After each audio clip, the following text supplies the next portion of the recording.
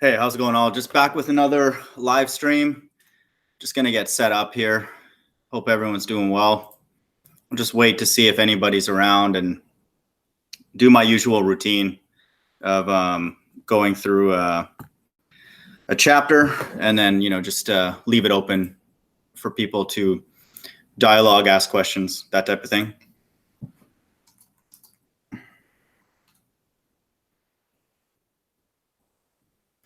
I'm just gonna quickly set up here. One second. If anybody is actually in the chat and they can just let me know if my sound is okay.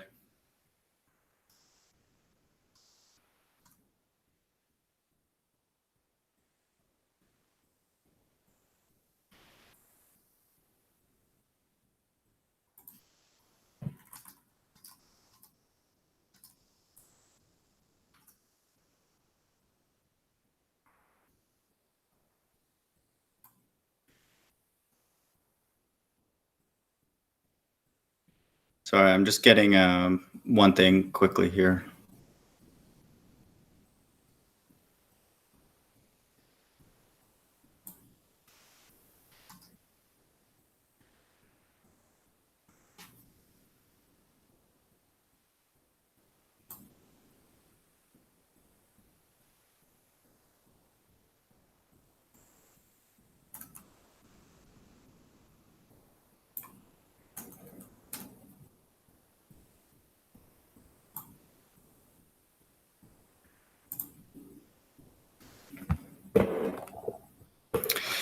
All right, sorry about that, guys. I just needed to get the chat set up. So I'll just wait, a couple minutes, just see if anybody's around. But, I'll just, again, I'm going to go through the some stuff on flat Earth, just things that I've, been thinking about and kind of discuss the talk that I was on earlier and go through the book of James. A chapter in that, and then we can just leave it open if people are around and want to ask questions and stuff. But so just stuff related to like flat Earth. So I was on a talk earlier with Jesse and George and some other people, and it was good. Just kind of brainstorming an idea that I had. Hey, Mies Kang, what's up, man? Good to see you, bro. Can you just double check? Let me know if the sound is okay, man. Can you hear me?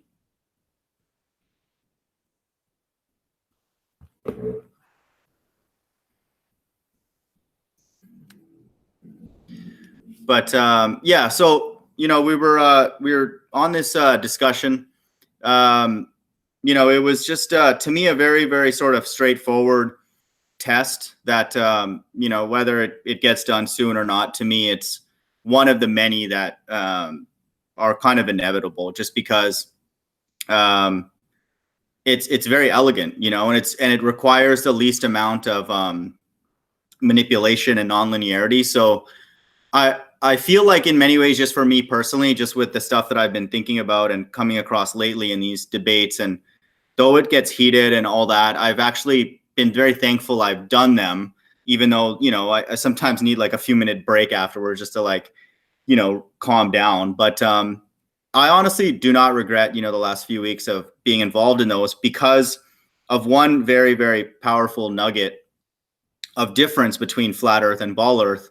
And the one that I knew prior was gravity, and just understanding that me or like flat earthers, we believe like a spirit level will only stay, level on a flat surface, like a straight surface. And so that was one nugget that is, for me, very, very intuitive and comfortable for me. Like, I don't think a level will start, I don't think a level will be able to remain level on a curved surface. My brain just cannot understand that. That's not physical. That doesn't make sense. And so that to me is one nugget. That's difficult, not impossible in our lifetime to test, but the difficulty of gravity is you have to go, very vast distances to test that. So, good for me as a thought experiment. But this next thing of ballers believing that objects can never disappear bottom up on a flat surface. And Rumpus was the one who explicitly stated that. And I didn't know that, just I've seen all the images and I've seen the discussions and all that. I didn't realize that in their mathematics, their understanding, that literally can never happen, just with geometry, optics, lenses, and all their understanding. And to me, that's a very, very powerful nugget that, once we show that to be possible, opens up really the floodgates, because again, it doesn't, I sort of tongue in cheek say that to them, like, okay, if we prove this to you, you guys are never allowed to come in these hangouts again, just so we never have to hear their voice. But they, when they're being honest, they would say that's a new thing. They never knew that. They would have to check their mathematics on those things, at least. Again, doesn't mean it's a flat earth, but that's a very powerful truth and we need that, fundamentally. Like if we believe we live on a flat surface, we believe that as objects move away from us, we're still able to see the tops of them in many, many cases, and then the bottom would be obstructed for a lot of different reasons, not just strictly just the distance away from us, but that would be one of the many reasons. And so to me, that's like a more important nugget that I'm going to focus on for the next little while is just, keep doing tests. Like I ordered lasers just to shoot my laser in my apartment hallway. But I literally, like, I look ridiculous. Hopefully no one will ever see me. But I was like laying down on my apartment floor a couple of days ago and just looking down, I was like just trying to see, like, could I see any kind of like bumps in the floor, and with my eye, it looks very, very flat. I can see like the bottom when I literally lay down on the ground, like on my belly, I can see the very bottom of the mold, the piece at the bottom of the on the floor, against the wall on the other side. So again, that's just visual. That's not a proof by any means, but that and like other surfaces, I want to start, looking into doing this kind of thing. And it's cool. Like to me, this is where a little bit more of like the childlikeness comes out in me, and just things that maybe we all should have been exposed to at a younger age, like just testing things, like especially with optics and stuff. Like it's fun, and to me, it's very granular. It's very like touch and feel, which I love about that aspect of our differences between ball earth and flat earth.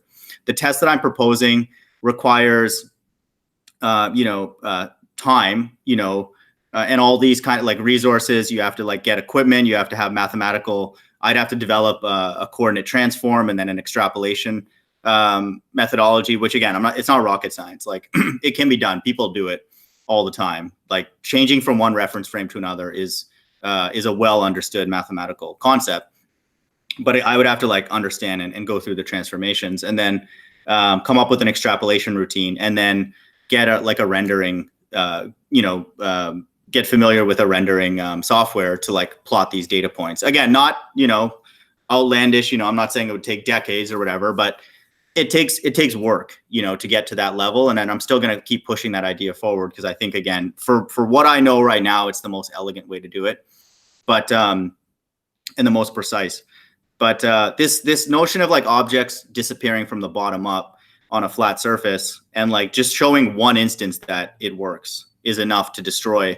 It's a pretty big jab to ball earth. Again, I'm not saying it's a knockout blow, but just as people get more and more into flat earth, and we start moving, and we, as in me as well, move beyond just the making fun of people and get to real actual tests and stuff, and articulating our differences technically and then expressing them with real tests. It's a cool thing. So I'm going to kind of, focus on that. I'm going to go less into the hangouts unless I'm just really bored, which I'll be honest, sometimes I am, and I just go in, but it's cool to talk to people. I don't mind when it gets heated. I just think, we're all debating something that's very, very important and antipodal. I mean, this is a thing that the results are massive, because again, for me personally, like I've said many times, the Bible's at stake, and then for a lot of people, their entire worldview is at stake. Atheism dies overnight if the earth is flat. That's just a reality. So people are obviously going to hold on to their view, their ball, so to speak.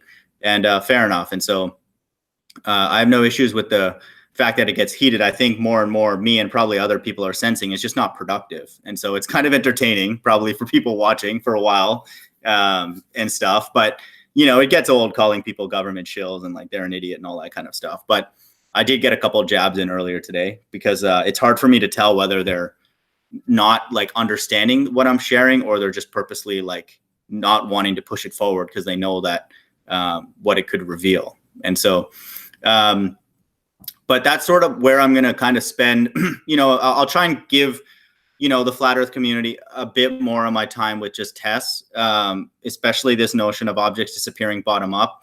Every flat surface looks like a candidate for me. Like just when I walk around, or when I think about places, like the next place I'll probably post a video is at the YMCA on the basketball court. But, I'm just going to keep trying to do that and just treat it as a personal thing for me, not trying to, prove flat earth with one video or anything like that. That's not likely going to happen. Certainly not with this kind of thing, but just on Shanji's Hangout and other people's who are now like Tim Osman, especially people who flash images in front of our face and say, explain this, like it's some kind of like inquisition. Having many, many examples, not just a handful, but many, many examples on YouTube of objects disappearing bottom up on a flat surface will weaken their case. It will. It's a big blow, because now they have to essentially make room for us at the table. They have to make room for flat earth at the table, and they don't, and they haven't. And really, according to them, they don't need to until we show them more and more tests. And so, that life is short. If you guys have seen his video, absolutely incredibly detailed video that gives us very, very strong mathematical underpinning for why we would expect to see things disappear bottom up on a flat surface. So it's not like we're just going out there blind, like sliding things across a flat surface, hoping and praying. No, he's given us a very, very sound reason, and him and other people, all the people who did all the foundational work. So it's exciting. I think that's another very, very granular truth or non-truth that, our flat earth hinges on. And it's very provable, so it's super cool. And, that's sort of, what I'll commit to try and do in the next, month or so, is like at least post a video or two of like these kind of things. And then I have a couple lasers coming in the mail today. And so I'll try and take one step forward to try and prove that the surface is flat. Again, I don't think we'll ever be able to, satisfy them anyway, but just, again, I just encourage people as well, whether they're doing the test themselves or not, and like, to just like kind of think about these things as far as like what our true differences are, besides the fact that, everybody on the other team is a government shill and all that kind of stuff, which I'm seeing more and more that they are. But that's sort of what I'm going to do in the near term. And then I'm going to put this GPS test a little bit on the back burner, because I think it just flew over their head. I'm not trying to sound like a genius, but like it just went over their head, to be totally honest. So okay, the Mies Kang just saying, what's up, man? Captain Will, good to see you, buddy. Seek and Find, what's up, dude? JJ, and the Mind of Manny, Born Again for Christ, and ETT, what's up, buddy? So yeah, good to see everyone. So, I'm going to go through a chapter in the book of James, like I typically do. And then ETT, man, I watched a bit of it, man. So I was in a dialogue earlier today. So, I'm just in a lot of these chat rooms and stuff. And I think what you're doing with quote unquote real people out in the world, just talking to people about what you believe, and literally our best evidence is just what we see. Like if I were to like cold ask anybody about like, do you really genuinely believe that these buildings are moving and spinning? They would say no. Anybody, just if you ask them, like not asking them why you're asking, they would say like it's not likely that these buildings are actually moving. Like they're just there and they haven't moved. And so our strongest defense really of flat earth, and our strongest proof of flat earth, is just what we see, and just using common sense. Like we don't see in the sky to infinity. We see something blue up there.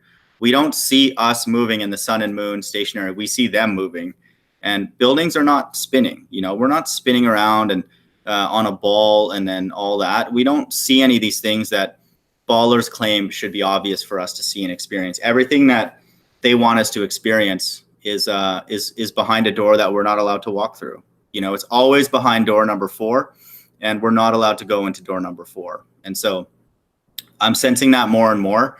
And so just to give sort of a summary of the GPS based test that I was talking about today, very, very straightforward, and then people like Rumpus, and his name is apropos, is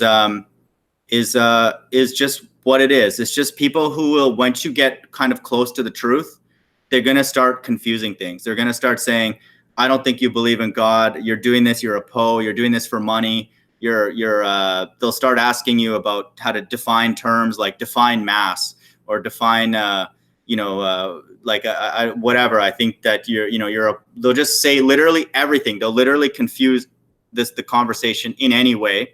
And to me, me personally, I'm very, very encouraged. When I walked away from that debate today, the dialogue today, I was reaffirmed that the earth is flat, because every interaction I have with ballers is nonsensical. It just doesn't make sense. Like, they just start saying things that are now becoming obvious that they're technically incorrect. Like, they're just literally muddying the waters at every single opportunity.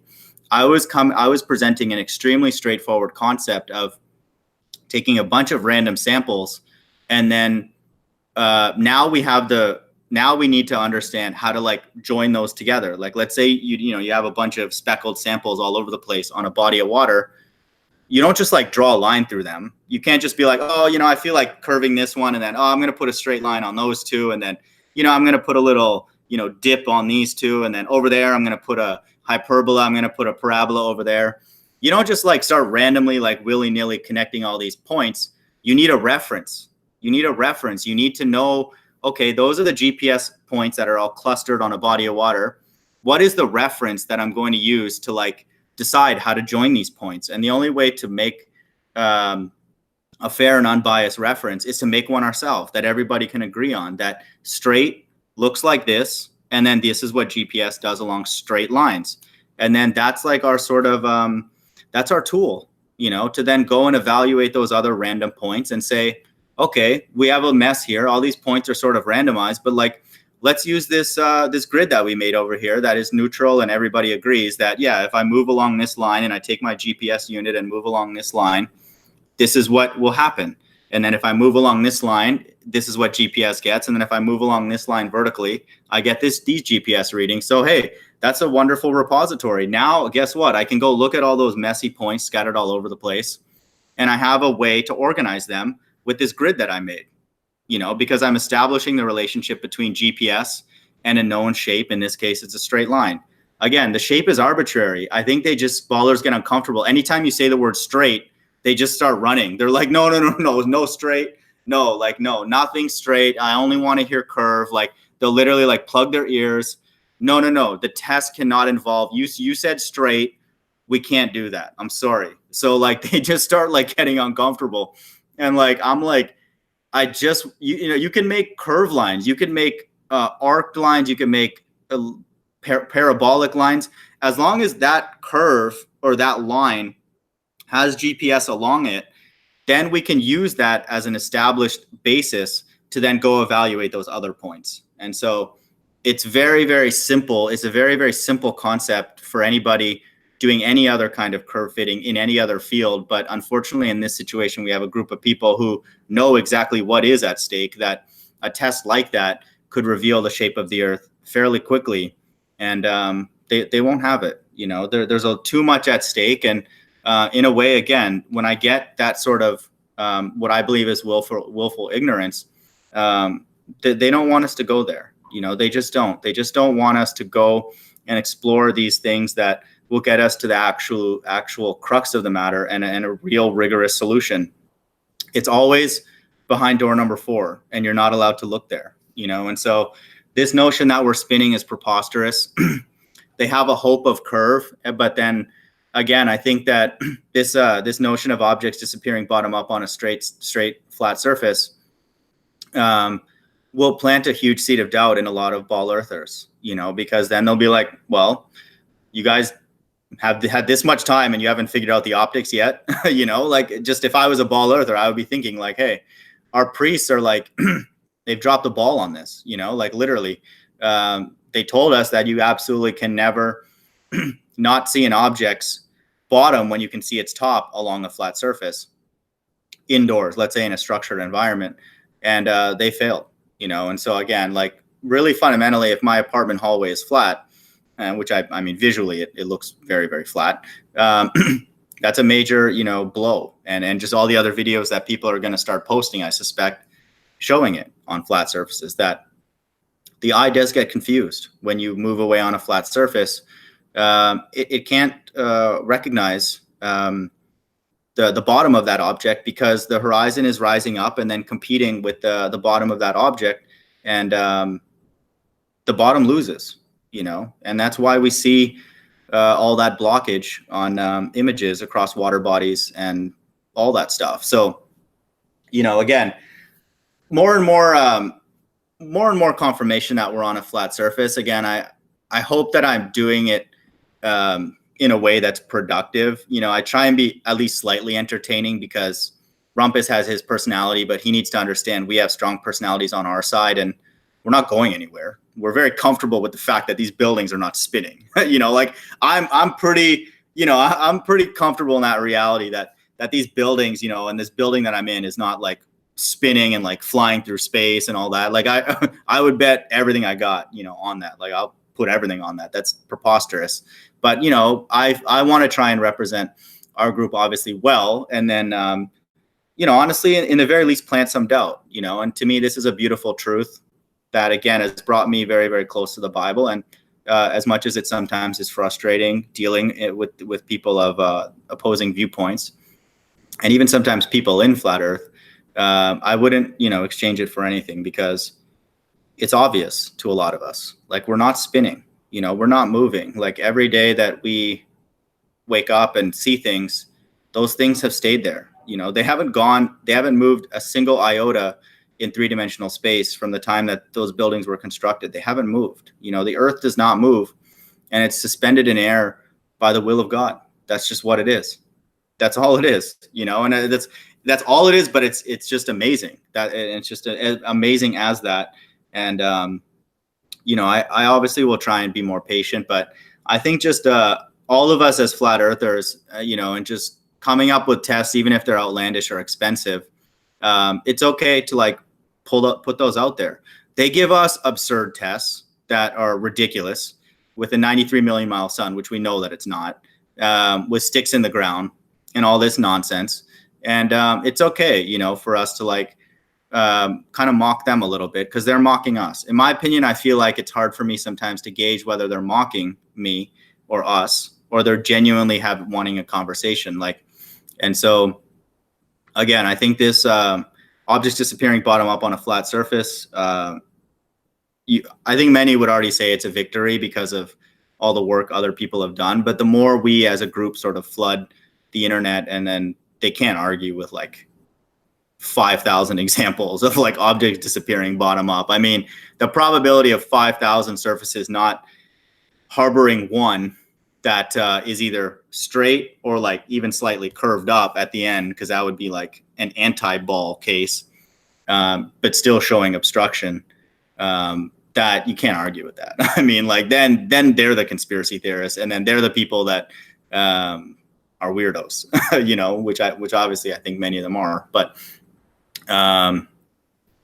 it's yeah. So that's just as an FYI. I have like I just I'm not obviously a major player in this flat earth thing by any means, but I do find it really cool now more and more that some of these things can be settled with tests that are off the shelf, which is cool.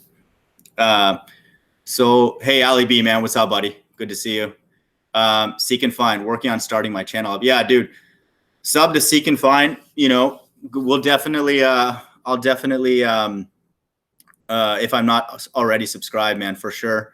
Always good talking to other people of different viewpoints and stuff like that. And these trolls, man, are getting wild. Like I was sitting in a hangout with a guy who's just like, they present this aura of like, oh no, we just here for like truth, and like we really care about you guys and stuff. And like eventually the conversation came to like, we're just here to laugh at you.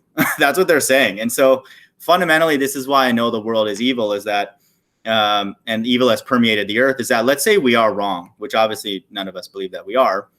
Why are we not allowed to ask questions? If the earth is really a ball, we'll figure it out. You really think that we're going to be able to hide from the ball earth forever?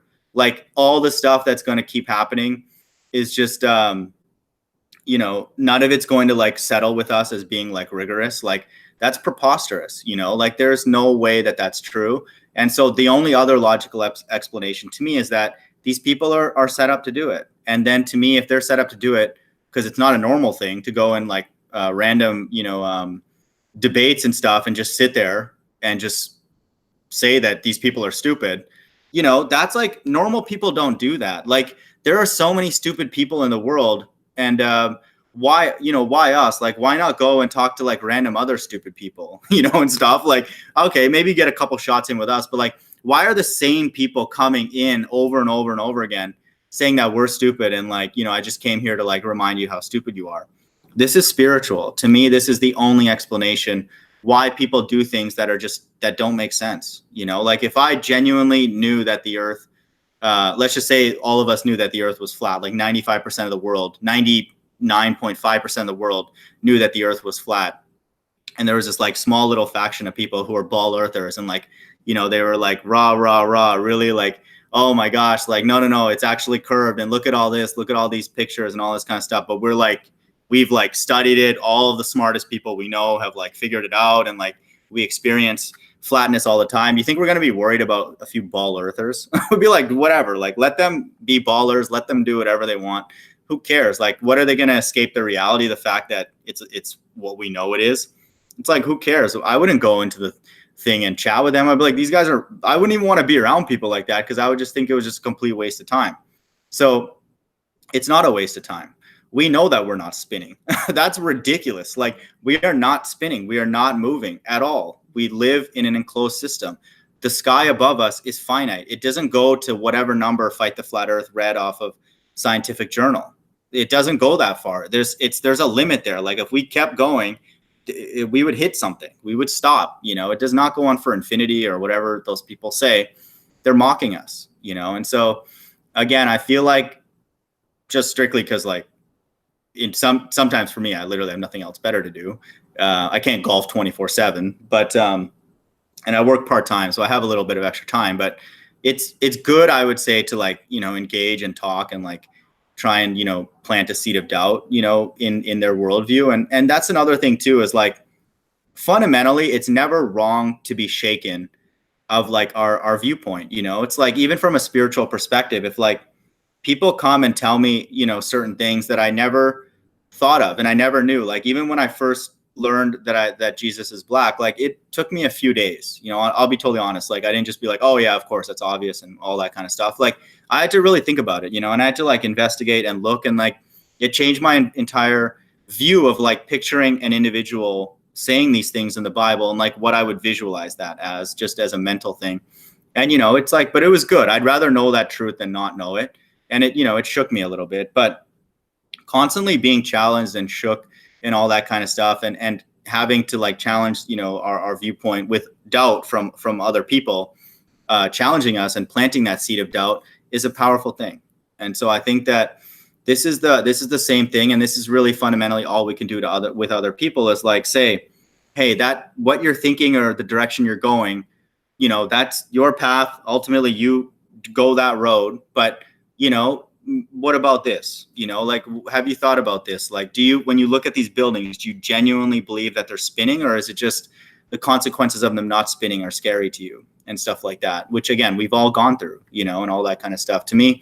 For me personally, as of just for now in the next like week or month or 6 months, the flat earth reality is much scarier than ball earth, because for a lot of us, for ball earth, it's like you just go back and reintegrate with everybody else and just pretend like everything's hunky dory and, just don't talk about it. However, once it's flat and we know that we're not spinning, God comes into our living room immediately, literally immediately, once that truth is settled in, even superficially. And so, again, it's not a pity party to me. And I suspect a lot of people would agree that it's a very, very powerful truth, and I wouldn't exchange it for anything. But just from the Bible and from, Jesus's time on earth, anytime there are powerful truths, there will always be powerful resistance to it. And it's not going to be flattering. And so I'm saying this to myself probably more than anybody, but, just be aware of that. And I think ultimately the mark of the beast to me might be the most difficult thing for a lot of people to, you know, sort of wrestle with in their mind, because it's potentially our life. You know, here right now, for now, it's academic. It's still an academic discussion. It can get heated, but for the most part, we exchange blows and then we go back to our normal life and then everything's fine. However, if the government ever does force us to put an electronic device in our body in order to buy and sell, that's a whole different kind of internal debate.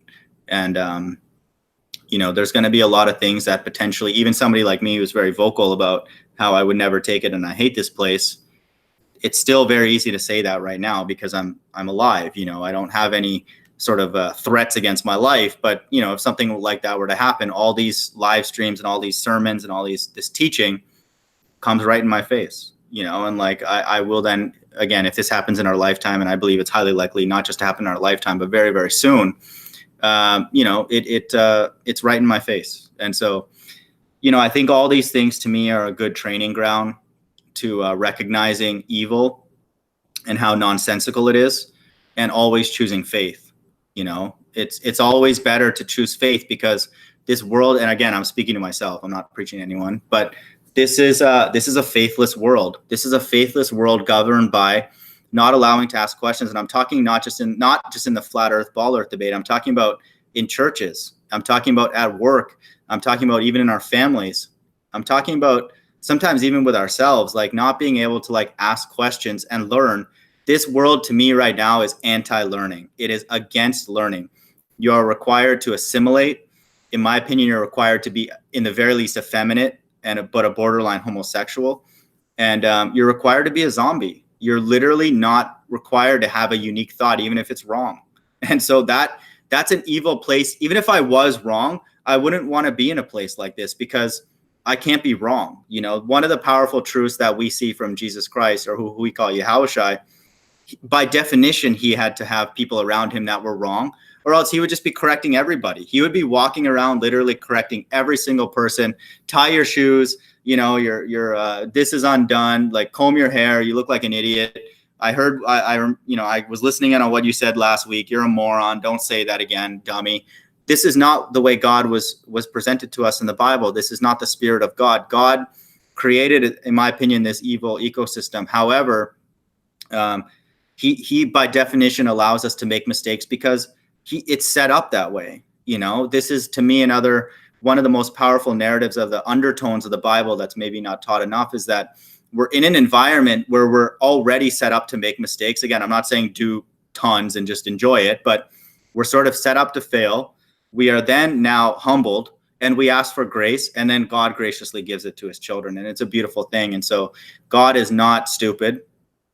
He is not afraid of answering questions, and he's not stupid. So if God's not stupid, why would he want us to be stupid? Why would he want us to just go along with a satanic government that is mainstream news? Like these ballers, like now I'm slowly getting them to concede a few things about the government, but it's like painful for them. You know, they're like, oh my God, you're really making me say something against the government. Like, really? Like, do you really need me to do this? And it's like, I just kind of love hearing them squirm. You know, it's like, they just don't want to say one thing against the government. And like every time I hear that, I'm just like, it's like candy being fed into my brain. You know, I'm like, I just love that. You know, I'm like, these guys are struggling to say one bad thing about a absolutely satanic government that even the government themselves are saying that it's unfair. So this to me is absolutely ridiculous that we are dealing with a group of coordinated government shills that they're exposing themselves. We just have to hear them talk or not talk about certain things and just let them expose themselves. Like, let them talk about curve fitting 2 points can't be done in 2019 with GPS. That's all we need to hear them say. No, it can't be done. No. There's too many errors. Too many errors involved. They're telling me about errors involved in my extrapolation concept when they're, again, putting sticks in the ground. And Bob, the science guy, is bragging about how he got within Earth's radius by, like, I don't know, 10% or 3% or 4%. Like, we should be impressed by that. It's like, it's absolutely ridiculous what's going on here. And I honestly don't think, actually, now that I think about it, and again, I don't know the future, obviously, but I'm not quite sure if there is ever going to be an irrefutable flat Earth proof, just because, like I've said at least once or twice before, it would destabilize the world. And I'm not exaggerating. It would destabilize the world. There's a lot of zombies in the world. We all sort of get that, but there's enough people who'd be like, really, like that test, I can do it myself, and like a drone or something like that. Like, like, I don't know, like, what do you think about that? Like, how do you look at the people around you? How do you look at the governments? You start realizing they're all actors, and then if you show them the video, like, hey, look at this drone doing this, like, it's flying over flat water.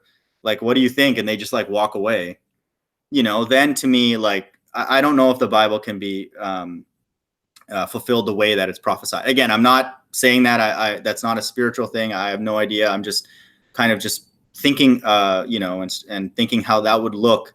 And so again, keep all of us, keep on the flat earth thing, keep, doing tests and pushing and all that. God is obviously, like I said earlier, smart. He wants us to be smart and ask questions and do sophisticated tests. But I also think it's okay for us to take a little bit of foot off the gas and know, again, this is very, very spiritual, because God could prove the earth to be flat to us in like a second. Like, he would just have like 5 rich people, or just even have some of the astronauts just come and confess, like, hey, like, it was all a joke. Like, I didn't go to the moon. Like, that's ridiculous. All that kind of stuff, like, he would just need like a few quote unquote truthers to like, or people just kind of come clean or whatever. And so, it can be done. Like, there's plenty of technology. It would just need, again, like a coordinated effort, and or not even necessarily a coordinated effort, but like somebody with like enough resources to like come up with something that is irrefutable to me, with like a flying device or whatever. Like, I was at the golf course earlier and I'm seeing helicopters flying around, and I mean, they're not moving in wonky paths. Anybody who thinks that a helicopter is just kind of flying around, just, yeah, hopefully I don't hit anything. No, like, they're flying in extremely precise paths. They know exactly where they are in 3-dimensional space. These ballers claim that everything's all precise. No, we got everything, tidy. Don't worry, everything's good. Just don't look behind door number 4, but everything else is good. But they just think that things just kind of fly in the space, and they don't really worry too much about where they are in coordinates, like what coordinate they're at and what, exact direction they're going in. That's preposterous. That is absolutely insane. One thing I did want to share really quick, guys, just, this is very anecdotal, and I can kind of show this to somebody as long as they just give me confirmation that they're not going to use this person's identity against them. But I have a friend from undergrad who is a pilot, and like in the government. And so he's honest for him to answer what he did. And so I'm not going to release his name, but if anybody does want to see this interaction, just so they don't know that just so they know I'm not making it up, I'm transparent, especially with the few people that are on my channel and they want this. But I asked him, how are you, man? Quick question for you. He's like, I'm all good. Hope all is well. I'm like, curious if you account for Earth's curvature in your instruction and flying. He's like, no, not at all. Point to point distance as a line drawn on a map. And I'm like, okay, thank you. That's what I thought. And so after that, I started sending him some flat Earth stuff. And all he said was still not convinced. So he didn't say, again, this is somebody I knew personally, like in school. He didn't come back and say, no, Shrek, dude, what are you doing? Like, I'm your friend. Like, we do the spherical like this, this thing goes over the curve. Like, this thing accounts for the curve and the spin and all that. Like, he didn't come out. He's like, I'm not convinced. So he's like, he didn't have anything. Again, I'm not making fun of him. Like, he's a smart guy, but he's never thought about it. It's like, again, this is anecdotal. This is not a proof by any means, but all those people, like, especially the Bob the Science Guy types, or these Wolfie, or these quote unquote pilots. Okay, well, like, we have our own personal experiences. Him and another friend of mine who's an amateur pilot, they never thought about the shape of the Earth once in their entire flying career. Not even once. And like this friend just said, point to point as if a straight line on a map. I mean, either he's just totally brain dead, and he's not, because he's an engineer like myself, But or that's what happens when people fly, and more pilots are coming out. And I think, again, this is a spiritual thing where God will release this information slowly, but surely. I think sometimes maybe I try and press the envelope, but again, the test that I proposed earlier, I'm going to start putting it more into like a formal step-by-step thing. I do have to look into coordinate transforms and extrapolation, kind of brush the dust off of some of my old math books. But again, for me, if I have spare time, I have nothing else to do, to be totally honest. So it's all good. But anyway, so I'm going to go into John chapter 2, and then I'll just leave it open for people if they have any, questions or thoughts, or want me to read verses, or just anything they want to share and stuff. So yeah, seek and find. I agree, man. It's like the vibe is not right. We as spiritual people, we're just asking questions. We're just talking, and there's way too many honest and smart people on our side that we're just asking questions, and like there's no reason for the response that we're getting unless what we're pushing is true. That's just what it is. Yeah, LEB, it's like 5 years. They keep telling us that, we've had 5 years to prove it. It's like, you're telling me you don't have like lots and lots of amazing, ironclad proofs of this, or you're literally still telling me that shadows and stuff are what you want me to believe on this spinning ball nonsense, and you're all you have is like some kind of gyroscope or something that we just trust that it, just trust it that we're spinning when we know that we're not. That's where I feel the spinning part to me is mockery, because that's just blatantly obvious that we're not spinning. Like, it can be curved and there's gravity. Like, again, intellectually, I know that gravity is not mathematical or non-physical. It's a joke, but let's just put that aside. We know that we're not spinning. Like, we know that we're not spinning, rotating, moving, or anything like that. Seek and finds, like, the debate is over. Yeah, man, it's again, the more and more that I get in these kind of discussions with quote unquote technical people, and I'm not even saying that I'm like the supreme technical guy, but like there's some real unclear, fuzzy, I don't know what you're saying, I don't understand, no, that can't be done, you've never said anything smart this whole time. All this kind of stuff to me is just that's a flat earth proof for me personally. Once we show a few examples of objects being obstructed bottom up on a flat surface, to me, I don't even know if it really makes sense to invite some of them into the dialogues, because they've just exposed a huge weakness in their math, and their understanding of the world and optics and all. I'm not trying to exaggerate and stuff, but they've admitted that. Like, even some of these, their chief priests admitted that would be a huge weakness that they didn't realize is possible.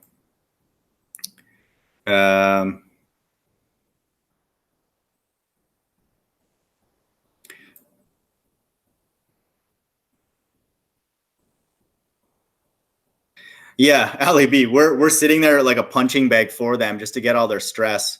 They just want atheism to be alive and well so much that, that they can get a couple jabs and they can punch me. That's totally fine.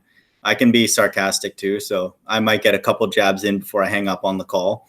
But yeah, I mean, if they want us to be their therapy and they realize that, yeah, I mean, the spinning thing is kind of stupid. And yeah, maybe there is a spirit out there that created all of this, and it just didn't, the universe didn't just kind of vomit. And, my granddad is not like a piece of bacteria. Yeah, I mean, that's a reality that it's slipping away for a lot of people. And for us too, for us, even us spiritual people who have an affinity towards, religious texts and spirituality and God and all that. Atheism is a joke now. Atheism is absolutely ridiculous. And so again, I'm not saying, the Bible has everything and everything is known and all that. We're still learning so much, but that is just that nonsense of like our great granddad is like a chimpanzee and all that nonsense is just preposterous. If somebody wants to believe that, I'm going to start distancing myself more and more from staunch atheists. Like, staunch atheist ballers to me, already just don't think clearly, and it's not even, I'm not even making a moral thing like they're bad people or whatever, but there's no point in even talking to somebody like that, because we're likely just going to get, railroaded, with just absolute gibberish. And so, and the mark of the beast too is another powerful thing to mention to people, that again, even if it doesn't happen, it's a great litmus test to find out where somebody's heart is. If they don't want to talk about it, or they actually say that they would take it if it was forced, to me, that person is deleted from my brain, and they no longer exist. Like, I don't even care if they're the funniest person ever, or like the smartest person to learn from. To me, that person is dismissed. That person is an absolute degenerate. And again, may we not be one of those people. Level is perpendicular to, so yeah. It's so funny that they get offended whenever we say the word straight. They're like, no, don't say straight. Like, and whenever we say level, it just like freaks them out. They're like, oh man, why? Like, level means perpendicular to a ball, right? And they always have to correct that. They can't just let you kind of talk about level and, straight and all that. It's just there. It's not allowed. It's like you're going too far ahead. They don't want you to go there. So just their language itself is kind of evidence that they're pushing a narrative that's just not true.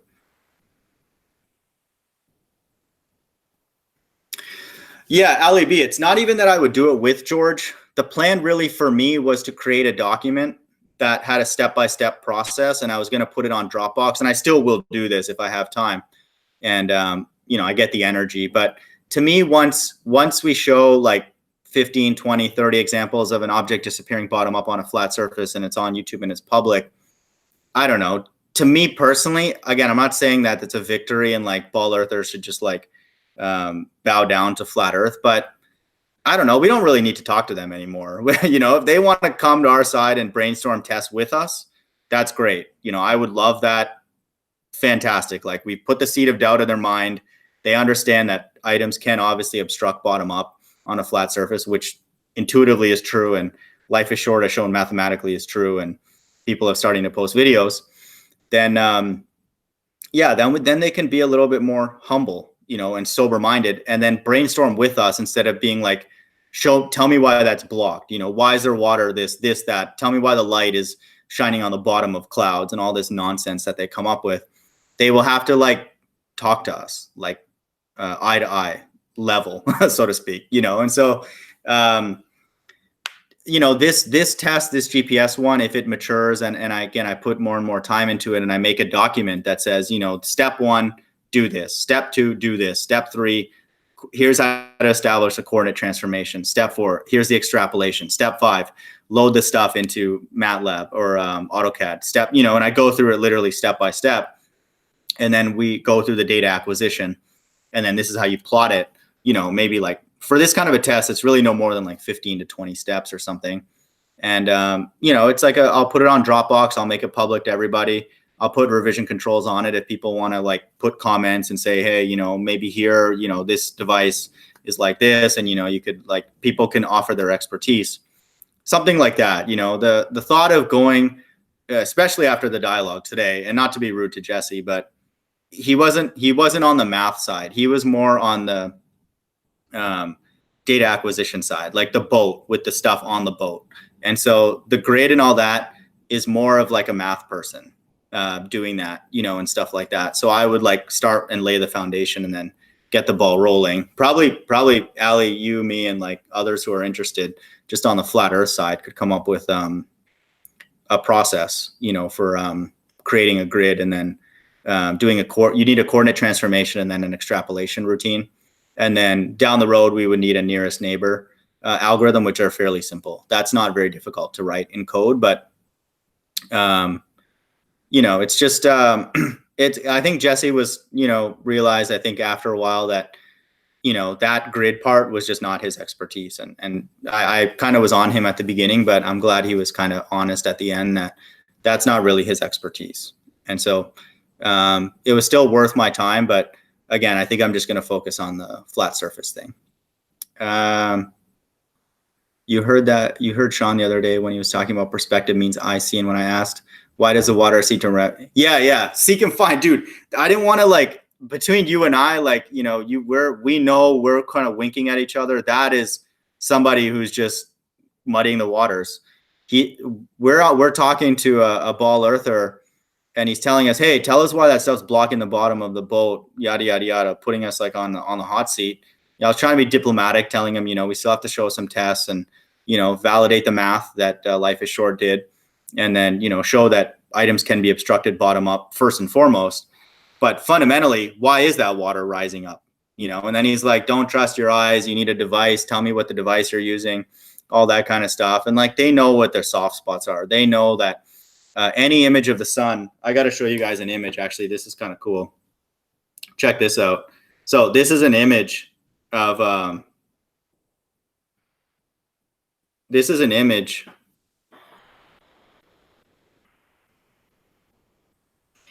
I can actually, I can send this to people if they want, but it's very hard to see. But it's basically an image of the sun that a friend of mine sent me in when he was golfing, and you can see this sun is like very, very localized, and then you can see it in the distance, and just the way that all their stuff about, how can the sun be illuminating clouds from the bottom up?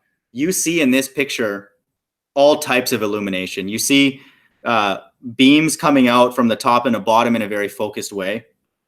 You see some clouds, being illuminated from the bottom up. You see just all different sort of variations, in terms of like what we're experiencing. And it's like, it's not a very like predictable thing. They're making it seem like that's a phenomenon that you will see in absolutely every single day. And like, it's that's just what it is, bottom up, and all. They're obsessed about things happening bottom up for whatever reason. But these are just properties of a local sun interacting with the clouds. That's just what it is. The sun is not 93 million miles away. It's a sun, and these pictures, like with the sun interacting with clouds, is indeed a flat Earth proof. And so I just find it ridiculous, like the kind of stuff that they're using to support Ball Earth or things against flat Earth are just proof that they're saying stupid things. They're just saying things that don't make sense.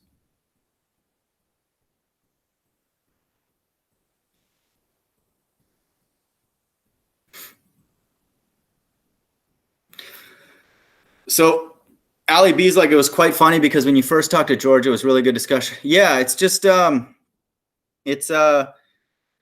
didn't understand the grid part, and so Rumpus, I think he knows what I'm getting at. He just doesn't want us to go there, kind of thing. So he knows that if you have a group of points like scattered that are collected on a water body, you would need to create a neutral, understandable reference to fit those curves, to fit through those points. And so you wouldn't just use the grid that's already underneath those points, because that's already sort of assuming that you're on a ball. If you plotted those coordinates back onto a sphere, you're not answering a question. You just took coordinates from spherical. Okay, great. I got a bunch of spherical coordinates. Let me plot it back on a sphere. That doesn't answer a question. That doesn't answer anything. You would need to take those points, plot it on a grid that is neutral, that's, fair and not biased towards any sort of shape like I was proposing or something like that, and then see what the surface is, see what it looks like.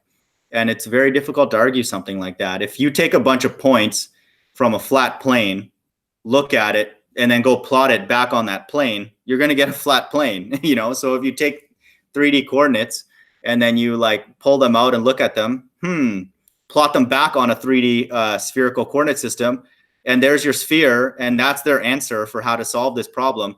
That's a gatekeeper. That's a government shill. That's a person who is preventing something from being learned.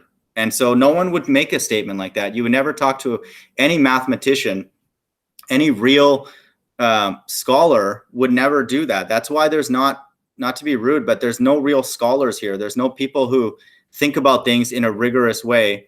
And that's why you have just random government shills. You don't have like PhDs in mathematics and all that kind of stuff here, because they would understand these concepts. Like if you were genuinely trying to solve for the shape of the Earth, these are the processes that you would do it in a unique way to make sure that you don't have ambiguity and you're not just like answering the question. You're not just like setting it up, just to answer it. You're not just reaffirming an answer. And so, again, that's the only way to do it. Yeah, I don't think Sean G, he didn't understand the grid part. He even admitted he understood the data acquisition. That's his expertise. And so just you coming in here, again, is a flat earth proof, because why are you here? Why are you here? We're here to study the Bible and stuff like that. What purpose does it serve here? You're not a scholar. You're not an academic. So I don't understand why you're here. Like, I made my point is obvious to anybody with a basic understanding of fitting, curve fitting, is that if you have a set of points that are collected, in order to fit a surface through that, you need to have a reference, a reference coordinate system, a grid. And so that's what I was establishing. And so that was just not Jesse's expertise. But I think later when he talked about the wooden stuff and then taking it to a basketball court, I think literally in his mind, he's like, okay, I get it. Like, he's trying to create an unbiased surface to fit through those points. And that's what he's trying to do. And I think he got it. And I think George gets it, but I think George is worried actually that what it will reveal, I think Rumpus gets it too. He's just playing dumb, which he does in a lot of situations. But Rumpus will be dismissed, and he admitted this once we show objects disappear bottom up on a flat surface. He'll be dismissed. I don't see the point of having somebody like that around who claimed to be so solid in optics. And I think he said he's even works in that field, developing software for stuff like that. So once that happens, to me, he's just dismissed. You do not. Yeah. So Sean, right? You're don't say anything about your academic qualifications. I've been very upfront with mine. You're an atheist. You apparently believe that your granddad's granddad is like a monkey. And so what makes you qualified? I have no idea. You coming in here with cap locks in the chat box doesn't give you any kind of credibility. We want technical discussion. That's what we want. And it's hard to find. It's hard to find from your side, to be totally honest. Yeah, Ali B, it's a simple concept. It's what people do. If you see 2 points in space and you're like, hey, how do I join those together? You'd ask hey, what device made those? GPS. Okay. And then how does that device behave somewhere else where I know? Let's say I have these 2 points right here in space, but I don't know how to connect them yet. What would I do? First, I'd ask who made those 2 points. The answer is GPS. Second thing, I'd have to be like, oh, let me play with this GPS device in a fixed way that I understand, like on a grid with straight lines or any kind of line that I decide, and let me see how it does. And then once I look at what it's doing over there, I'm going to know what to do in between here. It's very simple. It's a very, very basic concept. And so obviously they want us to plot the points back on their own grid and then just move along and just ignore that. Just don't think about flat Earth. They don't want us to ask questions about our reality. These are gatekeepers. They're government shills. They're trolls. They're faceless, and they're faithless. These are people that believe that if they saw a picture of their great granddad, that it would be a chimpanzee or a monkey. They believe that all of this is a result of a statistical explosion in space that just happened to create an environment that can sustain human life. And all the storylines, all the conspiracies, they will not say one conspiracy. They're not allowed to. They're not allowed to talk about one conspiracy. Why? Because conspiracies on a broad scale involve God. They will barely talk about financial deceptions because they're not allowed to go there, because once you talk about a worldwide financial deception, that means that God is involved, because who came up with this? Why are they doing this? Somebody asked Carlos, if you could have one wish, he's like, I would want to kill all flat earthers. This is absolutely preposterous that somebody would make a statement like that who claims to be a Christian. If just give me one wish and I want to kill all flat earthers, and then start laughing. These are the kind of people that we're dealing with. We have to test their spirits. These people are not right. and a lot of them are, quite frankly, they're not smart. And so we don't have to really, in my opinion, engage with them too much. I think doing some of these tests and posting them on our channel is a form of charity. It was helping. It's going to help them, again, plant a seed of doubt.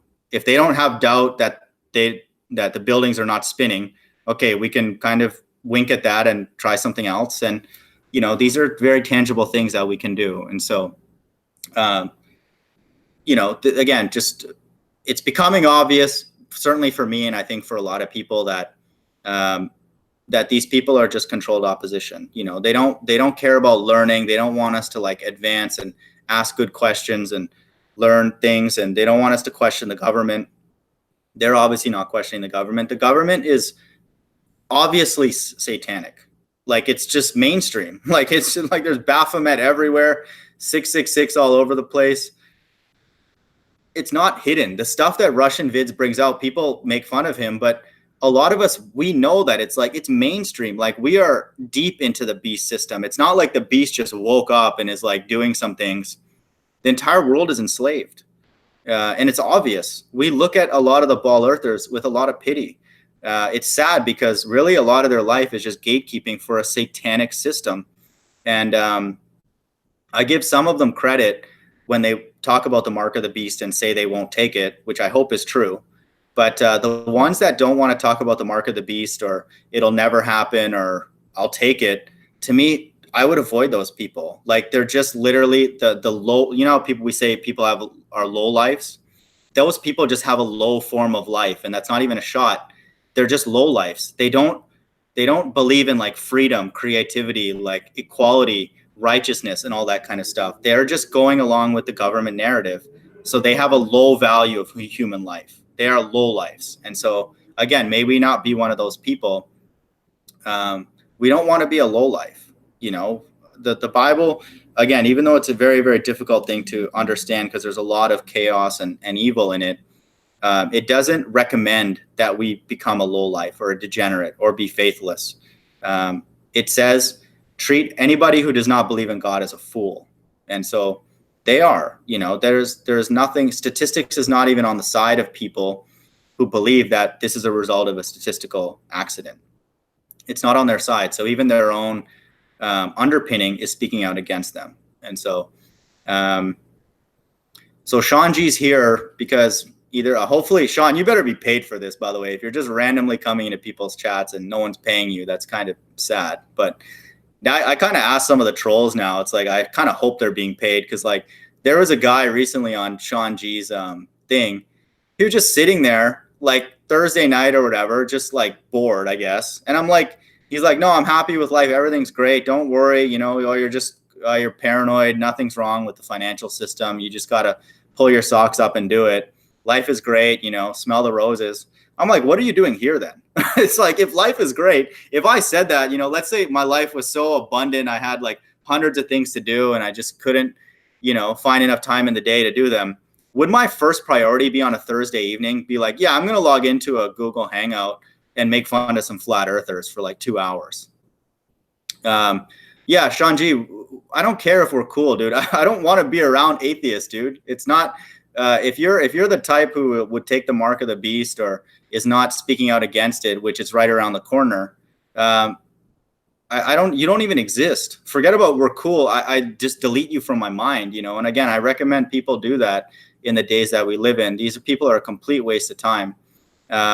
It's okay. We're not going to be in the majority speaking out against the evils of the government, because again, there are people even who claim to be religious who are defending an obviously satanic government. Like, how come these ballers don't have at least a couple videos on their channel speaking out against the government? Why is that?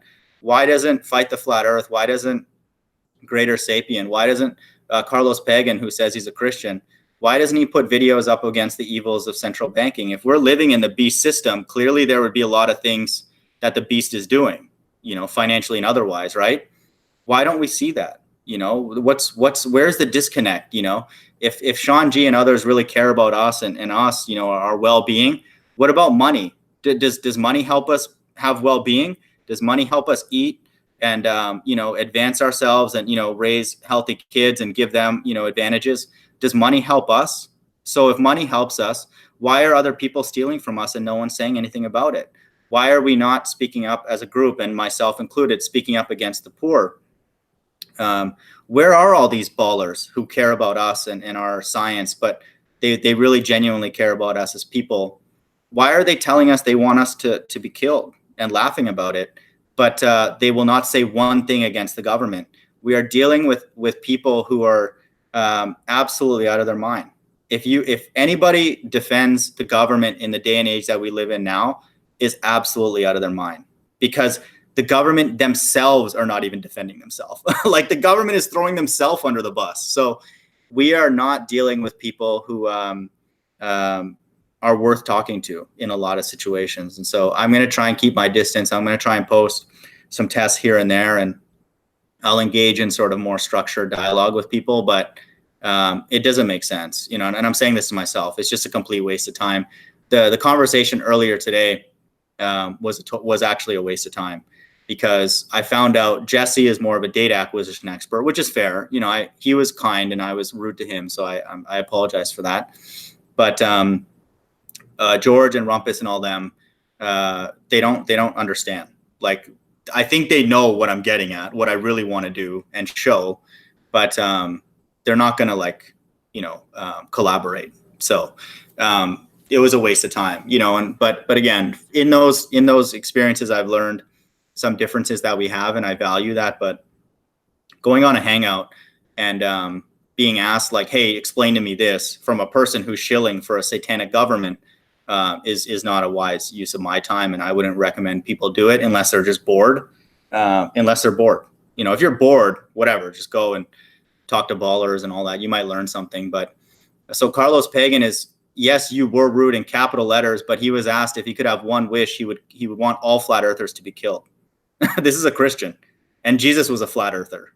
And so this to me is, I literally sometimes wonder when I wake up, what's going on? Like, the world is so ridiculous. People are so stupid.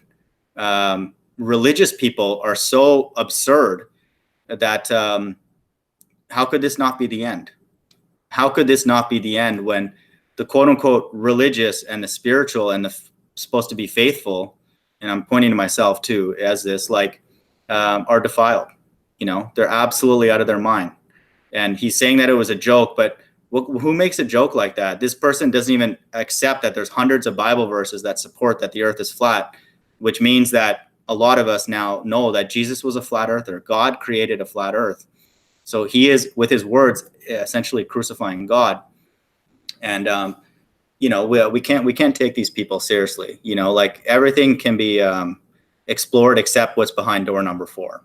You know, it's just Bob the Science Guy's giving proof of gravity with an iPhone, and then he's asking about other people later after he posts the video, what's inside the iPhone. Like, this is the kind of stuff we're dealing with. And then you Google stuff about Bob the Science Guy and look into his background. He has a dubious criminal history. And this to me is the world that we're dealing with. Rumpus is a faceless person who just keeps saying everybody's an idiot, and a majority of the time he's not making any sense.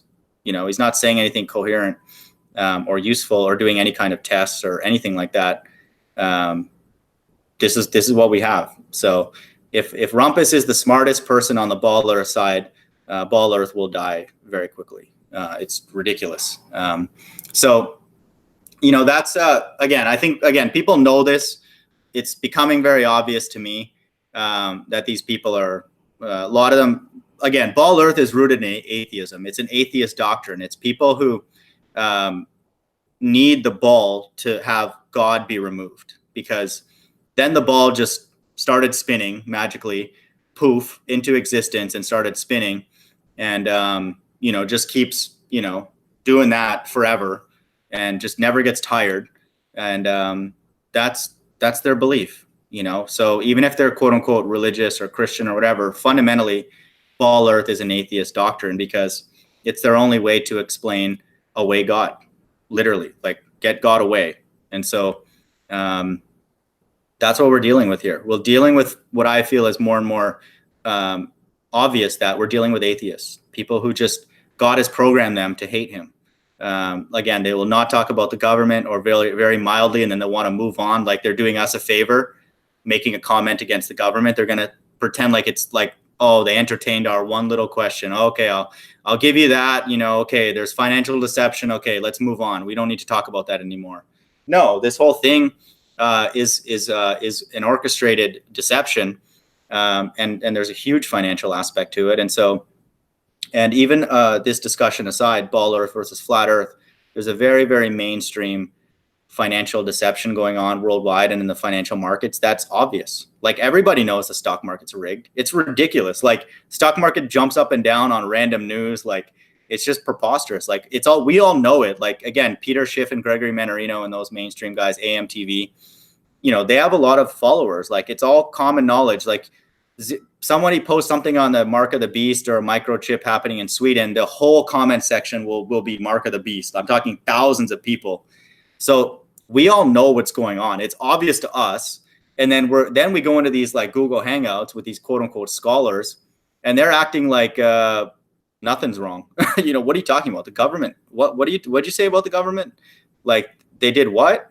Like, financial stuff? No, not financial stuff. No. So they're not allowed to talk about it, and like, so Carlos Pagan is here typing 666. Like, again, these people, they don't have anything better to do. It's like a Saturday evening. Maybe some of them have a family or whatever, but their time is best spent coming here to just say, like, you guys are dumb, or like whatever, or call us out for whatever we're doing. But they will not spend a moment to call out an obvious satanic government. What has Ball Earth done to rob humanity of anything but ask questions? And in my opinion, ask extremely good questions, and ask obvious questions, like very, very obvious questions. And so watch and see if check Carlos Pagan's channel, and check Sean G's channel, and check some of these other people's channels, Fight the Flat Earth and others. Ask them, guys, why aren't you calling things out against the government? Like, you guys care about us, right? Like, you really care about science and truth and the quote right answer, and like, intellectual honesty. They like to use that term all the time. Not honesty overall, only intellectual. You can't be honest about the goings on of the world, political honesty, financial honesty, like just fairness and all these kind of things, being honest about your background. Who do you work for? Do you work for the government? Do you work in the military? Not that kind of honesty, just intellectual honesty. That's all they care about. So this term has come up called intellectual honesty, because all other honesty is not allowed. And so, this is what's going on, and it's extremely obvious. And it's even more obvious to a lot of us who see even potential things happening even on the truth side. And so even some of the truthers, and again, may we not be one of them, are not quote unquote telling the truth. And so if it's infected the truth side, it's obviously permeated the resistance. And that's all these people are. They're just resistance to the truth. They will not talk about any other deception. I even had one Ball Earther tell me that, and I asked him, what's a bigger deception in the world? Flat Earth deception or financial deception? And he said flat Earth. Like, this guy is like being serious. Like, he was like, didn't even take a moment to think about it. He just said, no, flat Earth is way worse than the financial deception. That's a demon.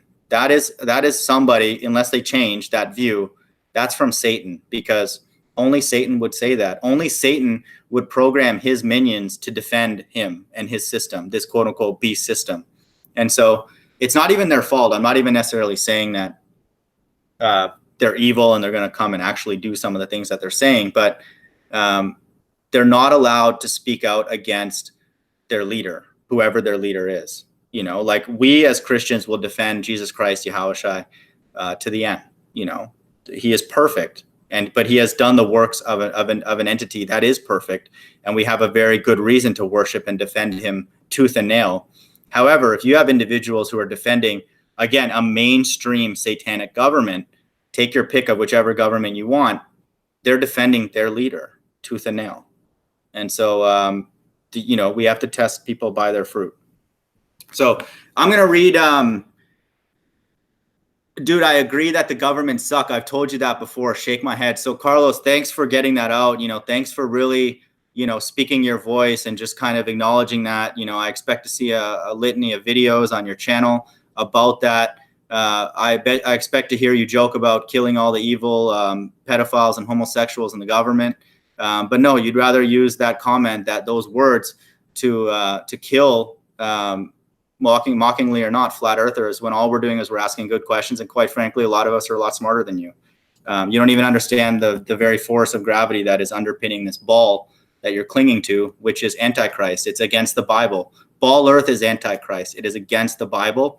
You can't make up your own religion. You're not allowed to. You are standing outside of the Bible if you believe that the Earth is a spinning ball flying through space unobstructed, because the God of the Bible did not make that. He made the deception, agreed. He did not make that surface or that geometry at all. He didn't. I'm sorry. And it's not like it's one verse. It's like all over the place.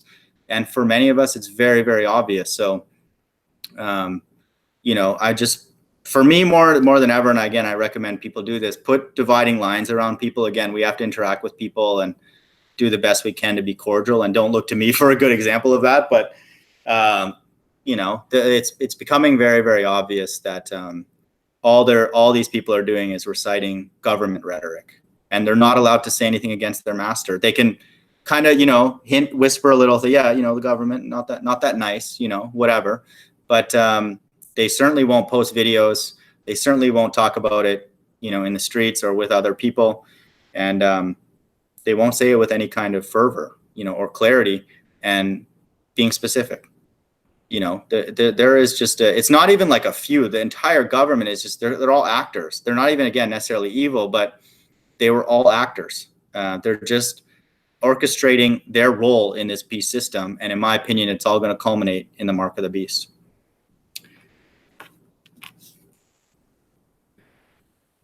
Yeah, Carlos, it's just people say certain things out of the spirit that's in them. And so, again, I haven't heard a very serious peep from you speaking out against the government and warning people about the mark of the beast. If you're hanging around other ballers with a Christian underpinning, are you warning people about the mark of the beast?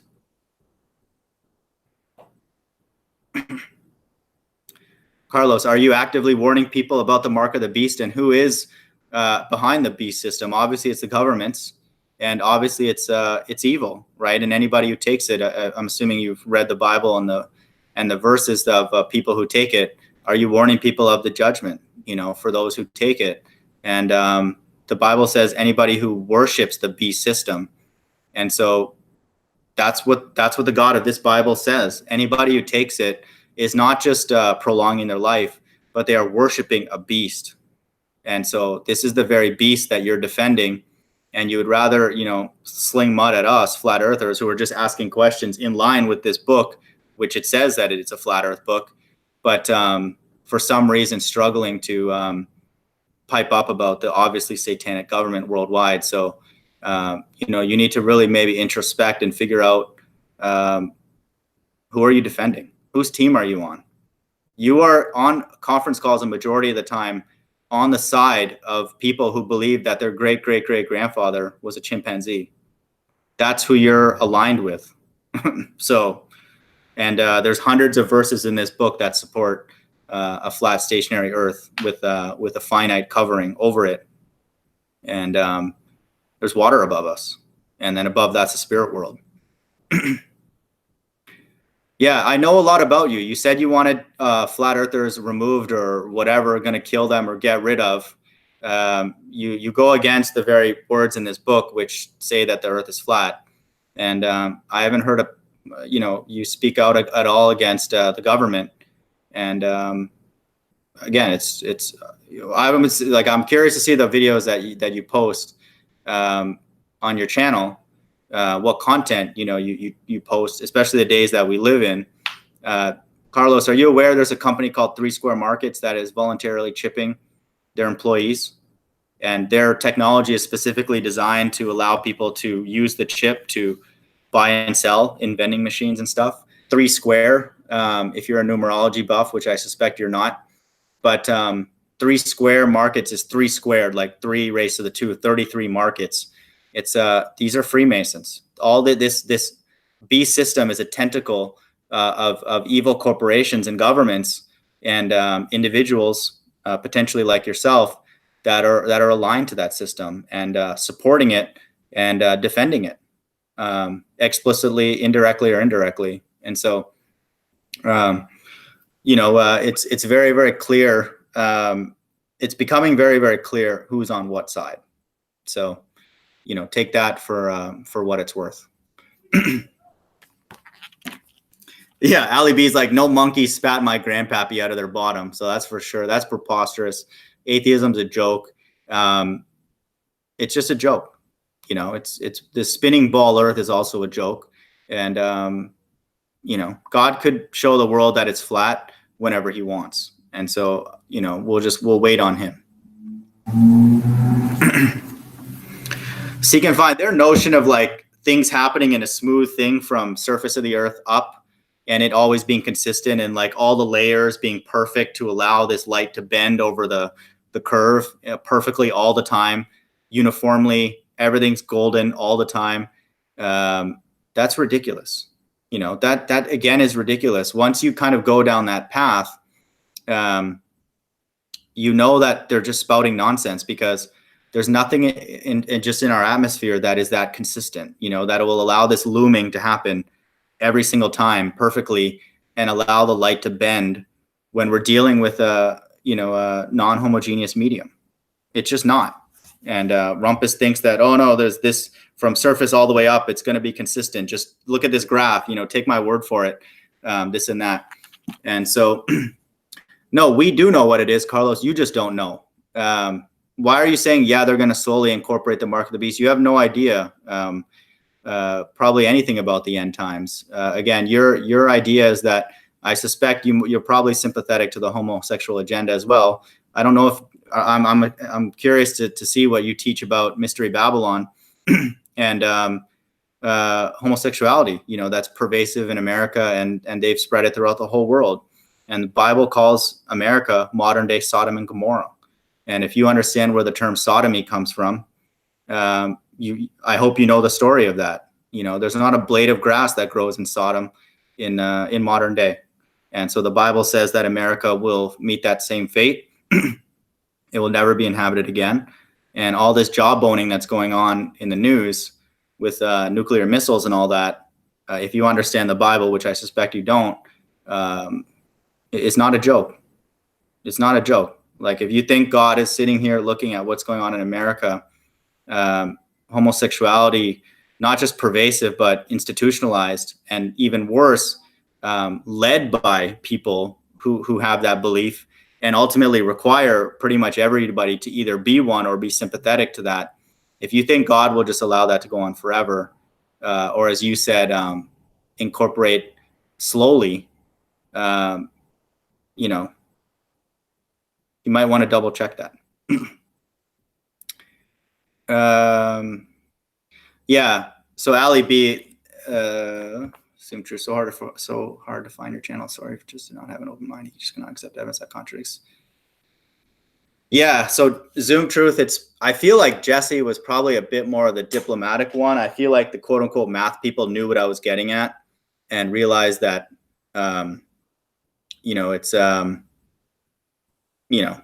it would lead to an answer fairly quickly. So, but again, I'm not going to collaborate with them in any real way. I just wanted to kind of learn from them and see where it would go. But I think, again, objects disappearing bottom up on a flat surface to me is good enough. And then if a baller wants to really confirm with them, for themselves, we could work with them, but they have to come to us with like the right spirit, so to speak. They're not just like, hey, tell me why this is happening and all this kind of stuff. Like we have to come up with something together.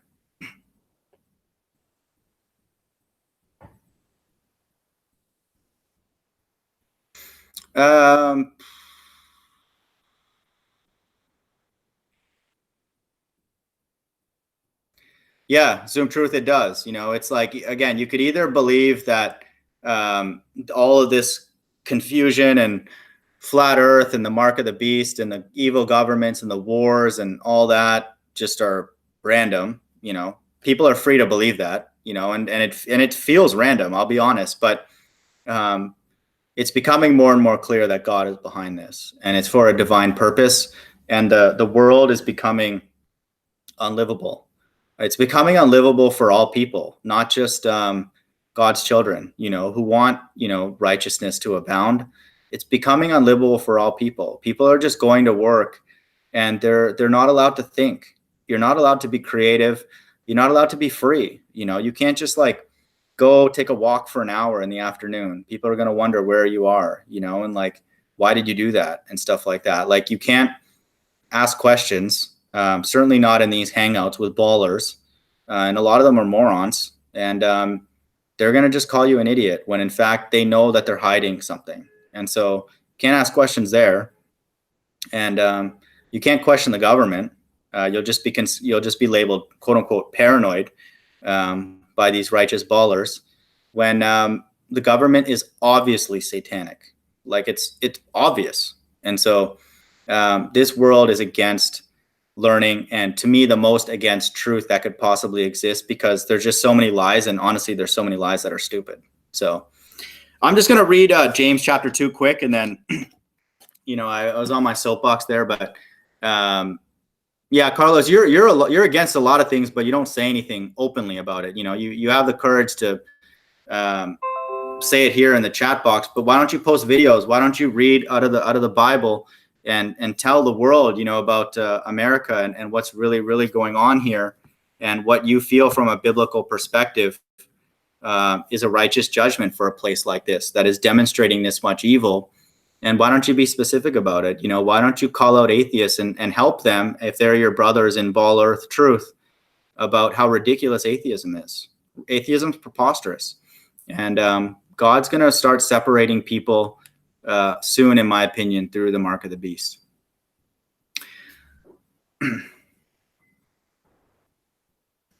So James chapter 2, my brethren, have not the faith of our Lord Jesus Christ, the Lord of glory, with respect of persons. For if there come unto your assembly a man with a gold ring and goodly apparel, and there come in also a poor man in vile raiment, and ye have respect unto him that weareth the gay clothing, and say unto him, sit thou here in a good place, and say to the poor, stand thou there, or sit here under my footstool, and ye not then partial in yourselves, and are become judges of evil thoughts? Hearken, my beloved brethren, hath not God chosen the poor of this world rich in faith, and heirs of the kingdom which he promised to them that love him? So this is an amazing thing. Zoom Truth. Yeah, Carlos, we don't want you to spew your beliefs, because none of your beliefs make any sense. So please don't spew your beliefs. If you claim to be a Christian and you're not speaking out against the evil in this day, I'm sorry, man. I don't know what to say. I don't judge where people go, but it's mainstream news, man. There are non-Christians, there are non-religious people, alternative news channels that don't associate with any religion at all, and they are speaking up loudly about the financial manipulation and the exploitation of people worldwide. Not even in their own backyard. People are looking out around the world who are not even religious.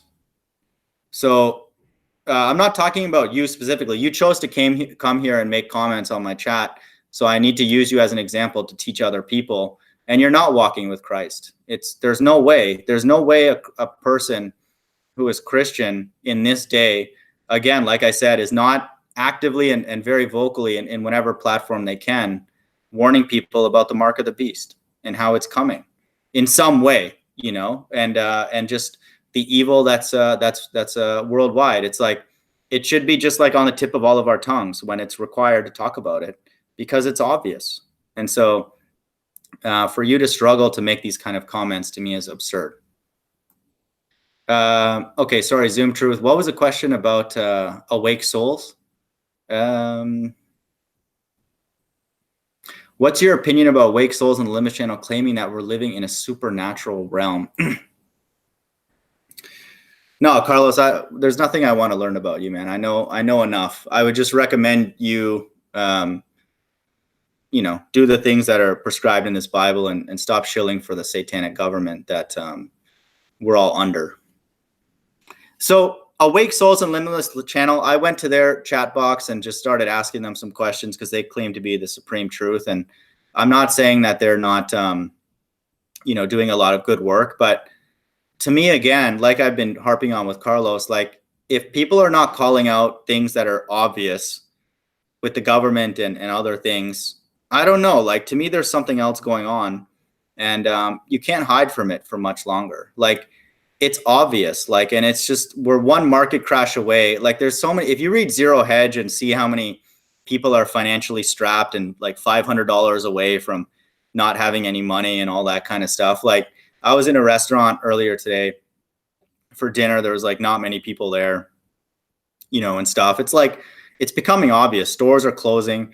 Everybody's predicting a recession this year or next year. And like most Americans can't handle that, and it's like, there's way more layoffs and hiring going on and all that. You don't have to be maybe as sort of doom and gloom as I am, but it's very obvious that America is in an inflection point and declining.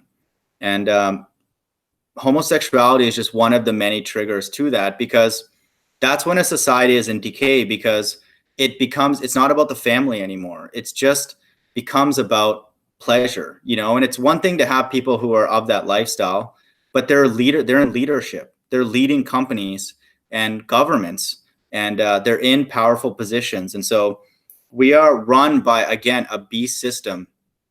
And it's an atheist system. It's a non-God system. It's a technological system that worships technology and pleasure. That's their God, and we've all, again, been tainted by it, but that's what it is.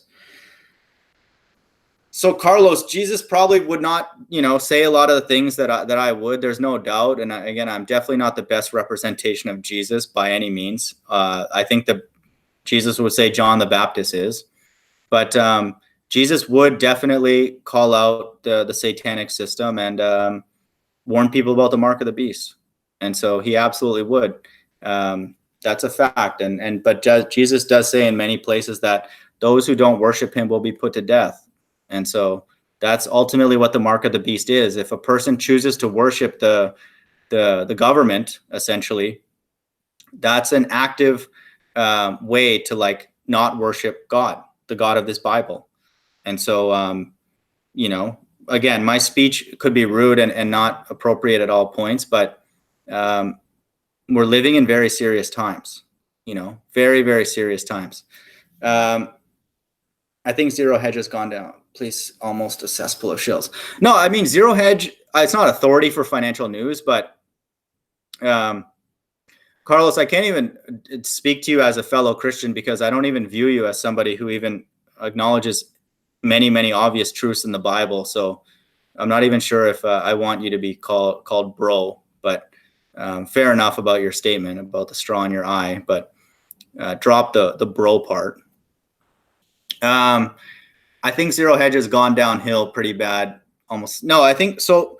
Zero Hedge to me is like not obviously perfect because they're limited with the data that they have, but they give more of like a day-to-day picture. To me, the best understanding of our current system is Reddit, because people just go on there and tell their life story and they're just being honest and they're looking for help. And so for me, the most pure source of truth is obviously like what I've experienced, in my corporate life and all that. And then what I see happening with other people, no one likes their job. They're just going there and enslaved and just essentially begging, hoping that they keep their job. And then Reddit, and then Zero Hedge, and then mainstream news. And like, this is the thing that I find incredible about mainstream news, which Carlos and other people, I guess, don't read, is that the government is like telling us that the system's unfair and it's broken. And this monetary QE experiment, they don't know what the outcome is going to be. And so I'm just wondering, ballers have a lot of time to go in these hangouts and talk about this and that and all this kind of stuff, but they don't have the ability to read up on mainstream news. So something else is going on.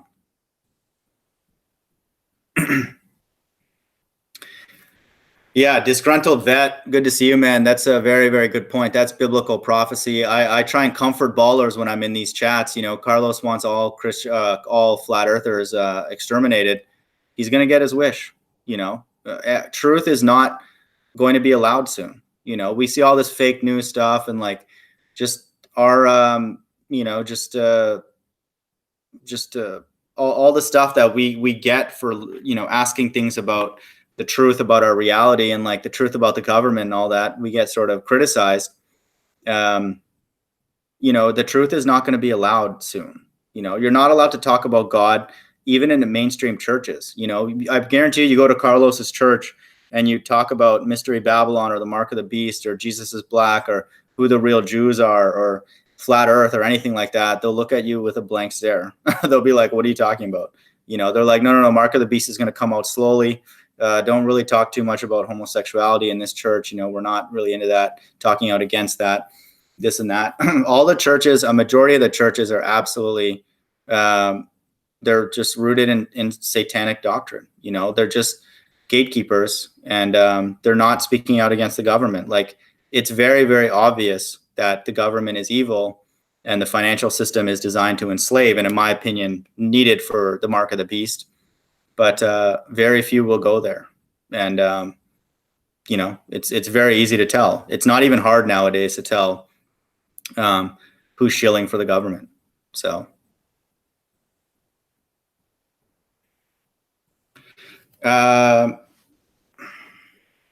scary times we live in. My own family won't even listen to me about anything. They just roll their eyes and call me crazy, or even worse, they call the cops on me. So yeah, disgruntled vet, whatever amount of comfort it is, the few people that, you know, typically are here on these live streams and stuff, we get it. You know, like you know, my family is Hindu. I became a Christian many years ago, and that wasn't popular. And then now flat earth is not popular. End times is not popular. Truth is not popular. The only thing that's popular is just keep working in your job, put your head down, make money, you know, and just don't worry about it. Don't think about it. You know, don't think about a better life. Definitely don't think about the kingdom of heaven. Don't think about things too deep. My parents say that to me all the time. They're like, just, you're thinking too much. They literally say you're thinking too much. And that's essentially the same vibration ballers get. It's like, you're thinking too much. You know, don't question the government. Like, no, there's no way that these images are fake. Like, there's no way they would fake you and deceive you and all that. Like, you're paranoid. That's what they'll say. You're paranoid. You're thinking too much. Just put your head down, go to your corporate job, be a zombie, and just wait for the mark of the beast. You know, that's all they say.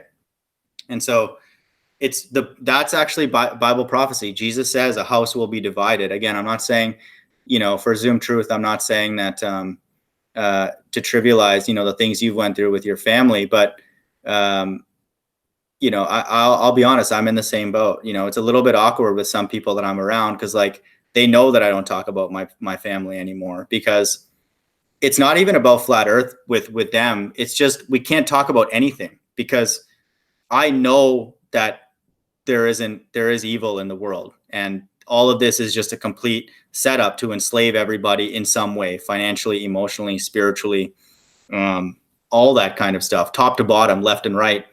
And so there's nothing left to talk about. All we can really kind of talk about is like sports and stuff, which I don't really follow anymore, because I don't know, it's just not interesting to me. And there's nothing really left to talk about. You know, it's like, I don't believe anymore that I live on a spinning ball hurtling through space, and a lot of people do. You know, that doesn't really make me popular, you know, amongst crowds, you know, and especially people close to me. And so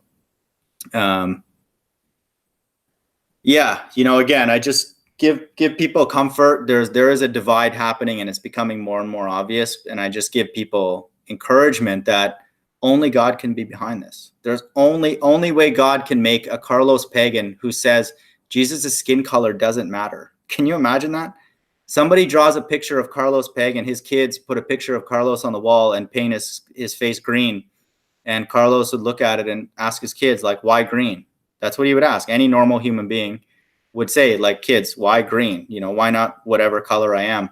But Carlos pagan, who claims to be a Christian, does not want to acknowledge the fact that Jesus is dark skinned and all the prophets are dark skinned, and this is the God of the universe. And so these are people out there that are government shills.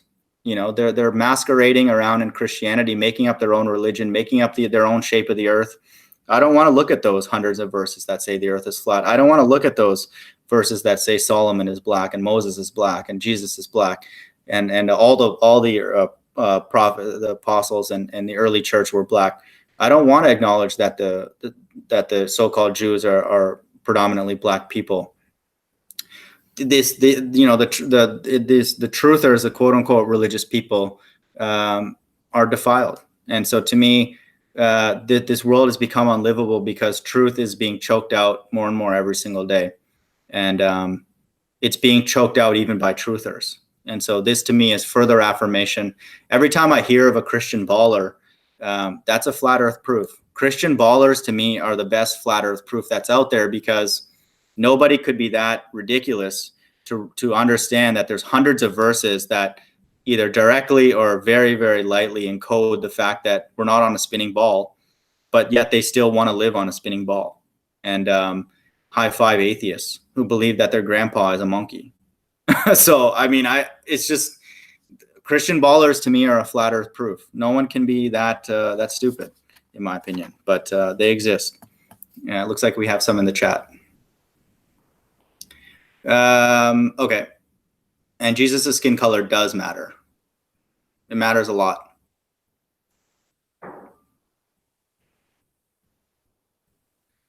Seek and Find's like pretty much my whole fam knows it. Yeah, dude, that's good, bro. I'm curious if you aided in that, or did they help you come to flat? If you're open to share, I'd be curious.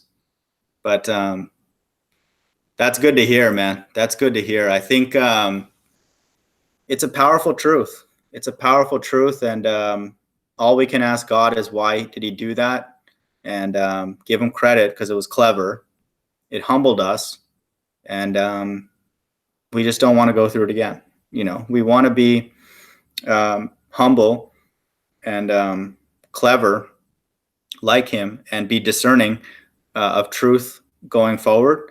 And we don't want more deception from him.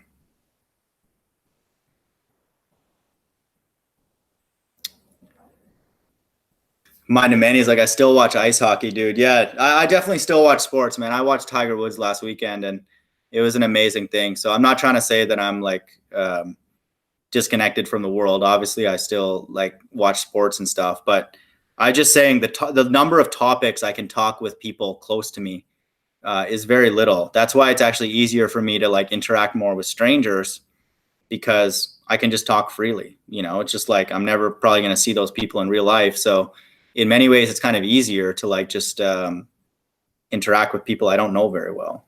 And it's more comfortable. It's less awkward.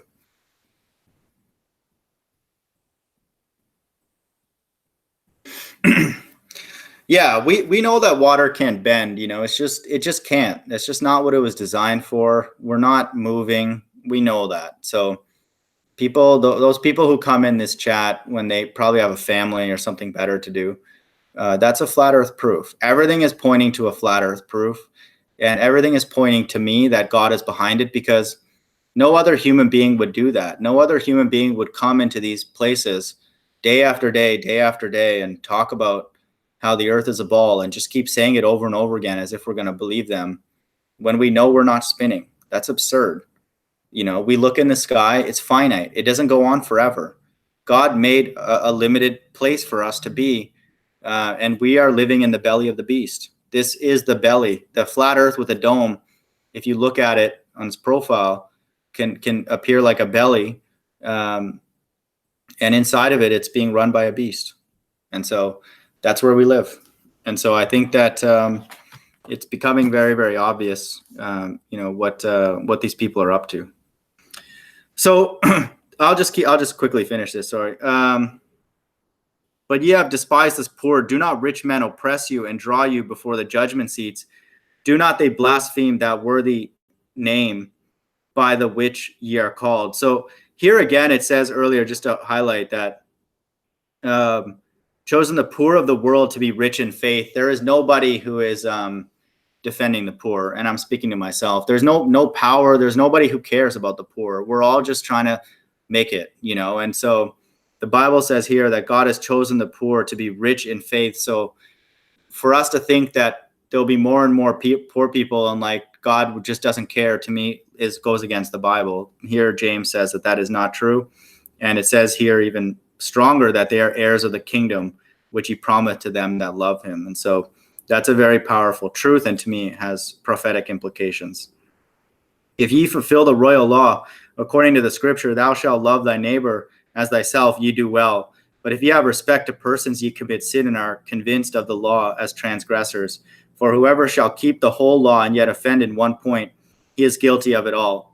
To me, this is the most powerful statement, the best summary of all of Christianity, and makes Christianity unique amongst all religious views, is that in James 2:10, it says, for whoever shall keep the whole law yet offend in one point, he is guilty of it all. And so that is not anything that we're taught elsewhere except in this Bible. And to me, that is a very, very powerful thing. That once we commit one sin, we are guilty of all of them. And that's an amazing thing. It doesn't register in a lot of people's minds throughout human history. But that is a biblical truth that I think it's definitely worth pondering, and know that the only exception to that is Jesus Christ. And so that is a powerful thing. And so he is without sin, but was humble. And so that should motivate us 1,000-fold to be humble, because we are now carrying all these sins. Literally every single sin ever could be put on our plate. For whoever shall keep the whole law and yet offend in one point, he is guilty of all. For he that said, do not commit adultery, also said, do not kill. Now if thou commit no adultery, yet if thou kill, thou art become a transgressor of the law. So speak ye and so do, as they shall be judged by the law of liberty. For he shall have judgment without mercy, that have showed no mercy, and mercy rejoiceth over judgment. So to me, this to me is a very difficult verse, I would say, to apply in these days, because we're still always required to be merciful.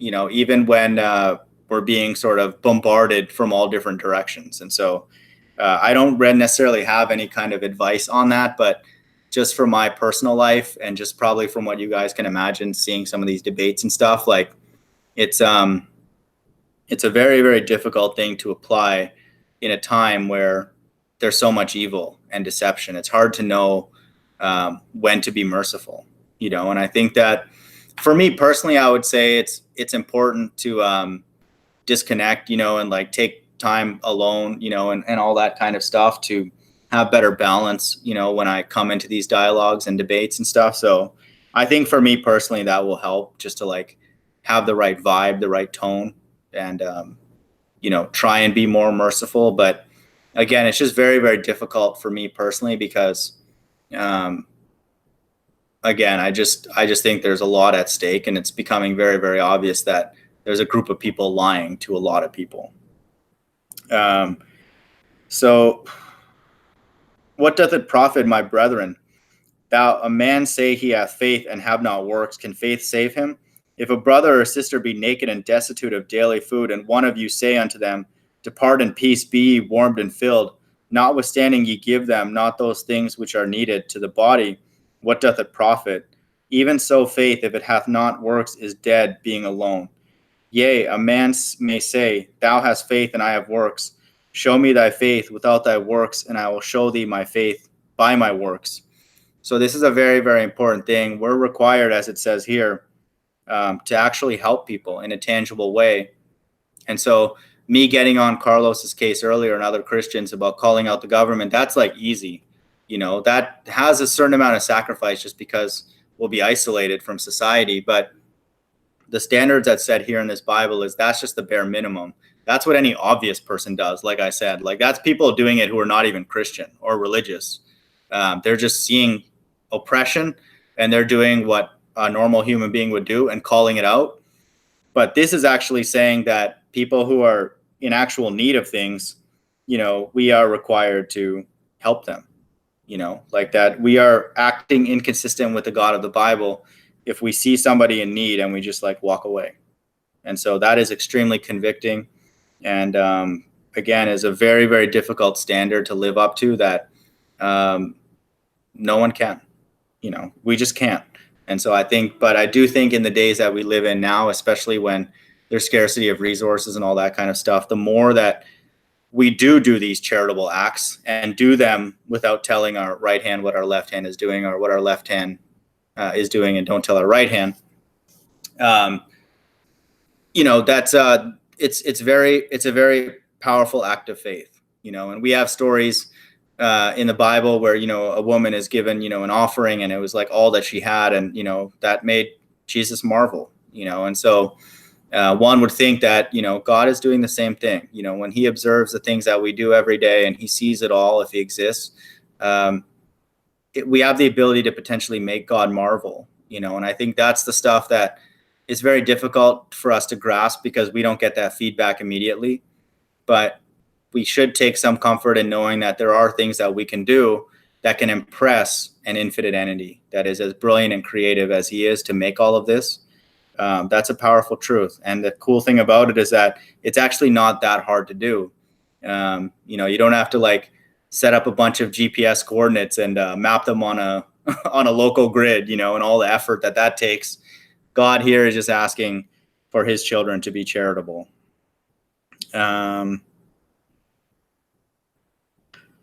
Thou believest that there is one God, thou doest well. The devils also believe and tremble. But wilt thou know, O vain man, that faith without works is dead? Was not Abraham our father justified by works when he had offered Isaac his son upon his altar? This is, to me, a clear-cut cut against mainstream Christianity. Mainstream Christianity, which I suspect Carlos is involved in, is a joke. It's satanic. It teaches you just have a relationship with God, say a prayer, go to church, pretend you're a Christian, and on your merry way. They will not teach about works. They will just say you have a relationship with God and everything's good and all that. God has sent that delusion to people. I was under that spell for many years, and I have a feeling a lot of us were. It's a delusion. It's a delusion to think that the God of this Bible, literally the only standard He said is saying a prayer and then going to church once in a while. And I'm speaking to myself here too. That is absolutely preposterous. It's insane. Literally, James is saying here that that's evil. That's just what it is. It's absolutely evil to think that, and to actually believe that God is that stupid. That God is literally only thing He cares about is just saying a prayer and doing what we can to fit in with a bunch of other people who are not speaking out against the evil in the world and essentially shilling for the mark of the beast. And so, that's a bit tongue in cheek, but that's not what faith is at all. And so it's a good spirit does those works, of faith. That's just what it is. And may we do them, may we find ways to do them.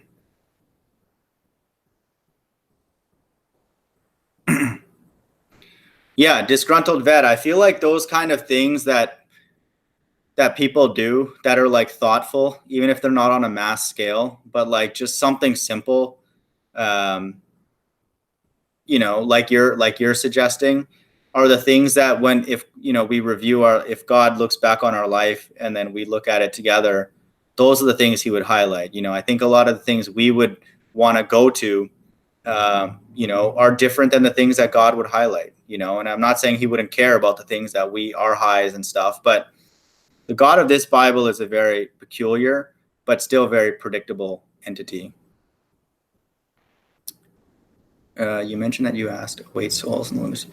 Yeah, mine and many. I asked them about Jesus's skin color, and they didn't want to answer. And I think that, again, I'm not saying that you're a bad person or I'm better than other people or anything like that about this particular doctrine.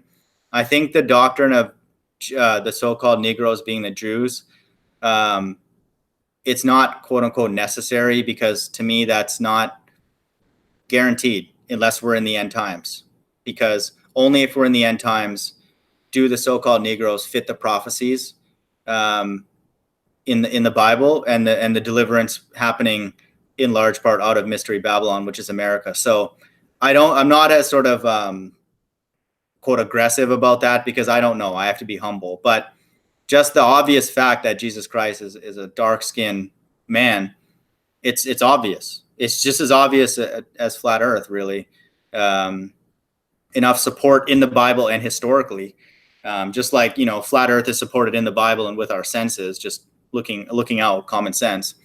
It's the same thing. And so it's not a racial thing. I'm not here on a quote pro-black agenda or trying to make quote unquote black friends or whatever. That's not what this is. This is just the reality of this individual who we worship, who died a grisly death on the cross by a bunch of morons who killed him just because he was talking about love and like healing people. And they're the same idiots that we have surrounding us today, who just don't want us to question the government and be free and be creative and ask questions and do tests and experiments and think and question, their science, which is atheism, their rendition of science. And so it's the same people. And, this is very important for us to know this, because again, if we're deceived on that, the door is open to be deceived on other things too. And so Jesus, the spirit that's interacting with me, is very strongly telling me, again, just take this for what it's worth. Jesus Christ is a so-called black man. He is a dark-skinned person. And if you have a problem with that and you think that I'm racist, there's something wrong in your spirit, because it's written here many times. He is a dark-skinned individual. That's just what it is.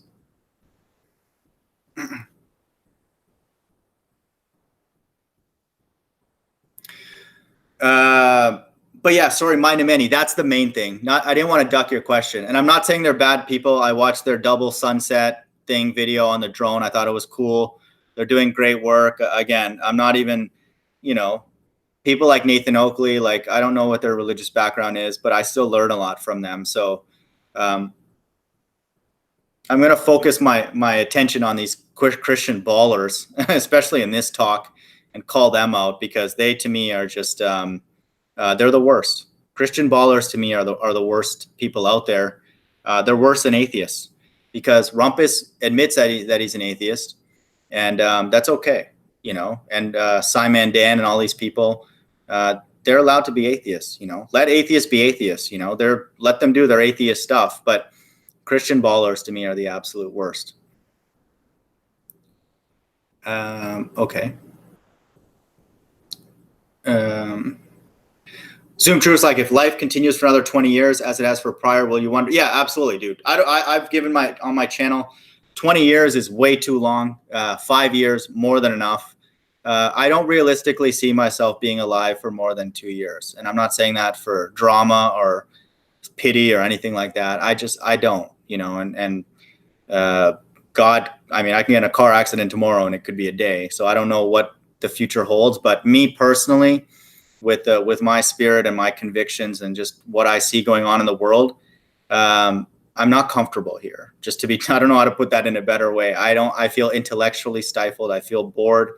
I feel like there's sort of an effeminate homosexual vibration on the earth. And it's not for me, it's just not. And it's not for a lot of people who are not even religious. And so 20 years is absolutely preposterous to me, that the Bible will not prove itself to be true. 20 years from now, if somebody's sitting on this live stream reading Revelation and stuff, they won't be taken seriously. Like, it'll be nonsense, because 20 years would be plenty of time for flat earth to be proven without these ballers gatekeeping. Like, eventually the gates would have to just be opened by somebody, by a very, very wealthy flat earther. And so there's no way that this stuff could continue on for 20 years, to me, just purely from a financial perspective. It can't continue on for 20 years, because, like I've said, there's more and more mainstream articles talking about how a majority of Americans are living at best paycheck to paycheck. And so just from a financial perspective, this economy cannot sustain itself, because it's driven purely by spending, just people buying things.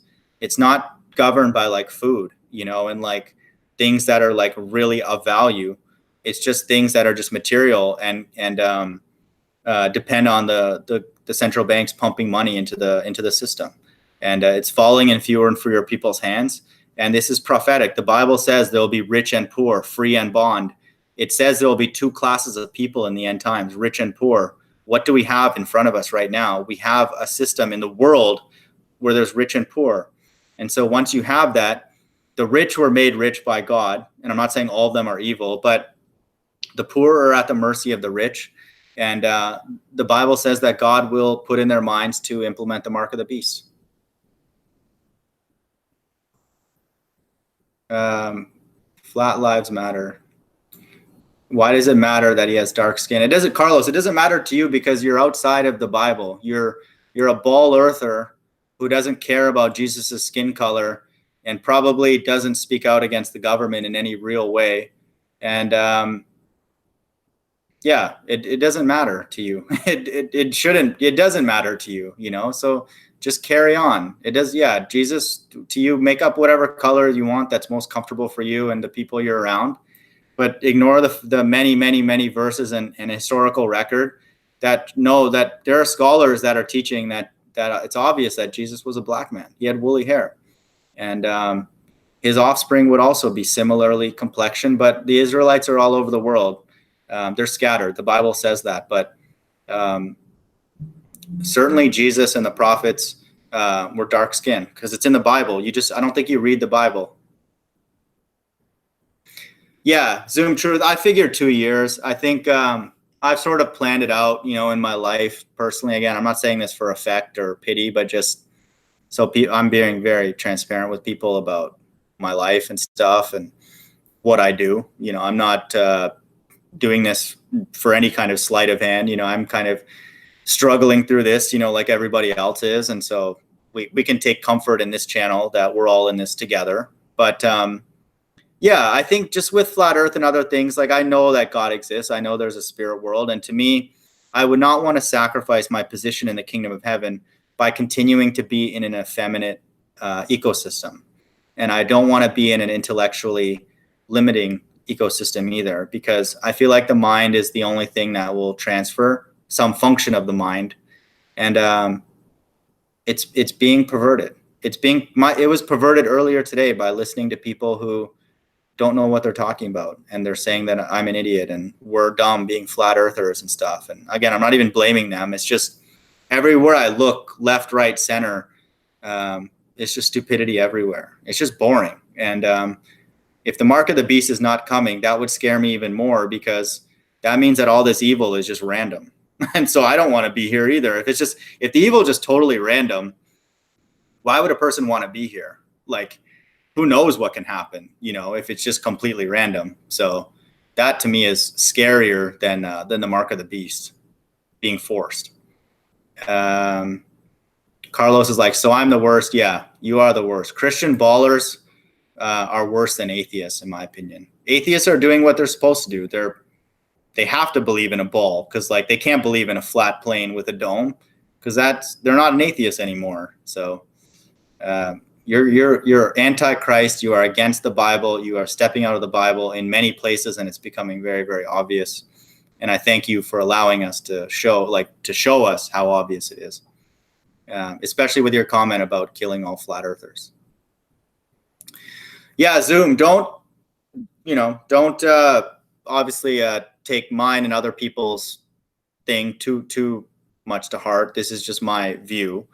But again, I will. The one thing I will promise to the few people that come around to my channel is I will never be dishonest. Like, I will tell you exactly. I'll even tell you exactly how much money I have, how many months I have left, and I don't care. I literally don't care if there's people out there who want to dox other people and take their identity and take their money. Just leave the other people alone. Come and take mine. I won't be that offended. Maybe I'll play golf for another month or two, and that's good enough for me. So I don't really have any kind of meaningful connection to this world, and I find it very freeing, honestly. Yeah,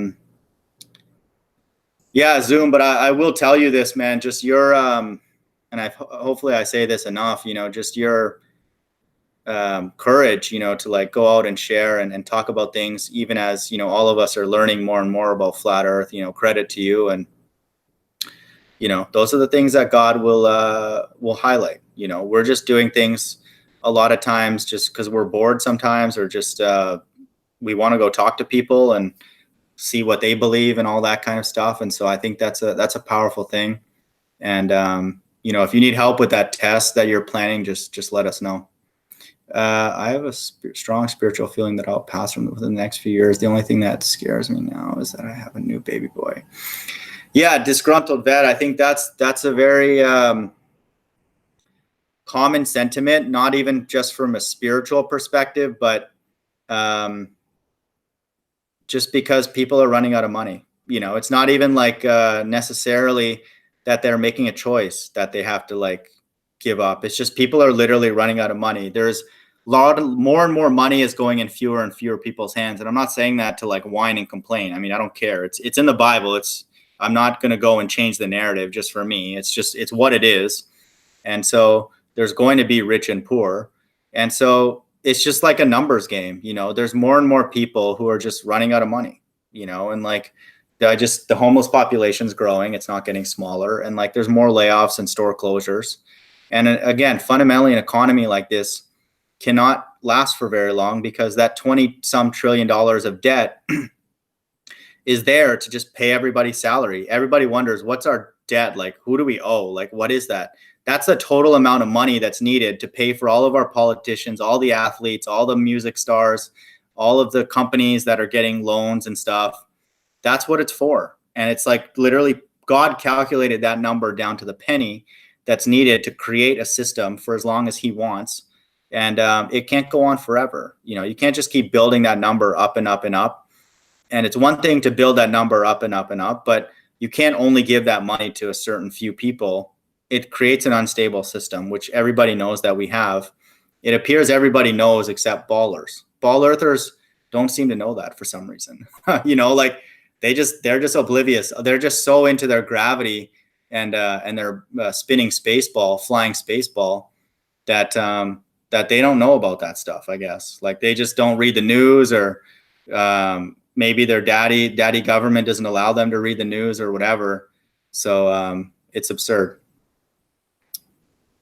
Carlos, it doesn't matter to you. I did answer the question. To you, it doesn't matter what his skin color is, because you don't read the Bible or care what the Bible says. Just like you don't care that the Bible says that it's a flat earth book. Just like you probably don't care that it says America, if we're in the end times, is Mystery Babylon, and that America is modern day Sodom and Gomorrah. So I am answering the question. For you, Carlos Pagan, it doesn't matter what Jesus' skin color is, or for that matter, what any of the prophets' skin color is. It doesn't matter to you. It doesn't. So just continue on. But it matters to me, and it matters to other people. And for me, it matters a lot, because I'm a visual person. I like to see, when I read these interactions with Jesus and people around him, I like to like visualize it. I like to see, what he looks like, or have a guess. And if I were to ever come across him in the physical or in the spirit world, I'd like to be able to recognize him. You wouldn't even know where to look. You wouldn't even know where to look. There would be 5 people in front of you, 5 men, one of them a black, dark man, and then 4 other people. And then you wouldn't even know which Jesus is. And then God would laugh at you. You'd probably go and hug Satan. You're just lost.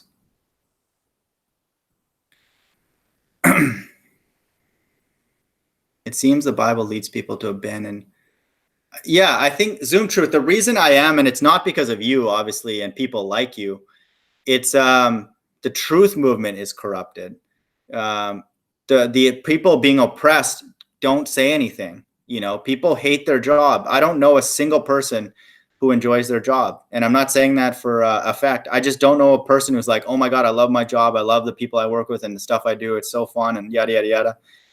They don't. Like, people are switching jobs after a year and a half. They hate their boss. They just don't look forward to Monday. All that. They're just living for Friday night. And so the very people that are oppressed are not speaking up. And so, this probably more than anybody. It's just so pervasive. People are just so docile that to me, it's the only thing that makes sense is that it's a precursor to the mark of the beast. And I could be wrong, but that's all I see. No, Zoom, you got plenty of courage, man. The stuff you do, I've seen enough of your videos that, I mean, you're going out there asking tough questions. So fair enough. Brenda, for the record, I disagree with your lifestyle, but I love you, and so does Jesus. Carlos, what verse did you get that from? How do you know who Jesus loves and who he doesn't love? It talks about here that the people that James is talking about who have faith do the works of God. First of all, are you doing the works of God? And how do you know Brenda is?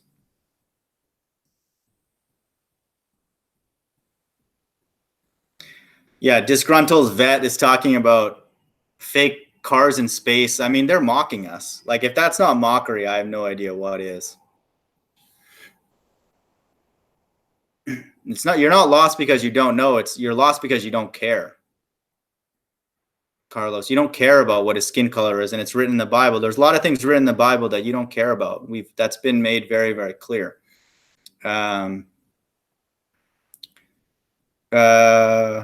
Yeah, people who are on this vaccination movement, to me, is another reason why, I mean, I can't function in a society like this, because I shouldn't be forced to like be vaccinated. And again, all this stuff, God is doing it, but he's kind of turning the temperature up on the evil and the government encroaching in our life. And so he creates a system.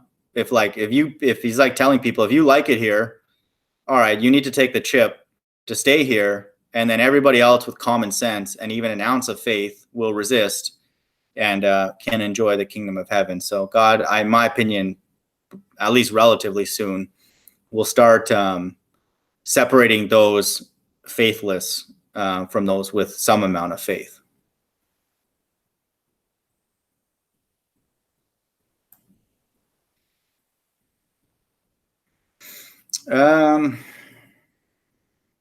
Yeah, that's true. Disgruntled Vet makes a good point. It's like the image of Christ has been changed, again, by God, because he's the author of deception.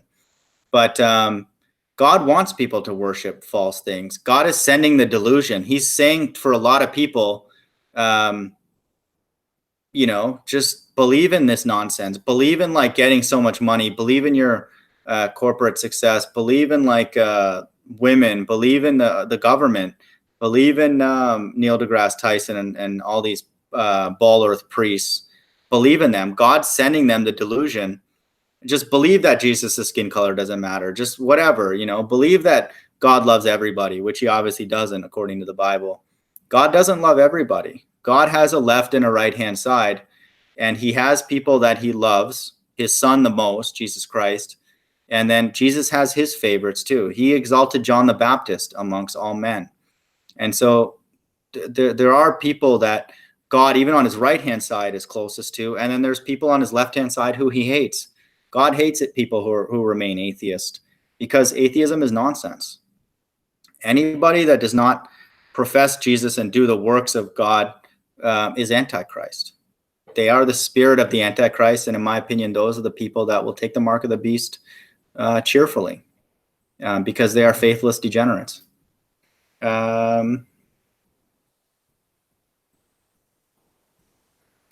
Yeah, ETT. I didn't even know Redbox still existed, so there must be still a few of them out there. That's pretty cool. Zoom Truth, like I agree with so much of what you say. So few people I agree with on most things. Yeah, man, I think Zoom. I'm sure we still have a lot of differences. Just like even ETT and myself, we preach really a lot of the same stuff. In many ways. I mean, you go to his channel and mine, like the overarching message will be largely the same.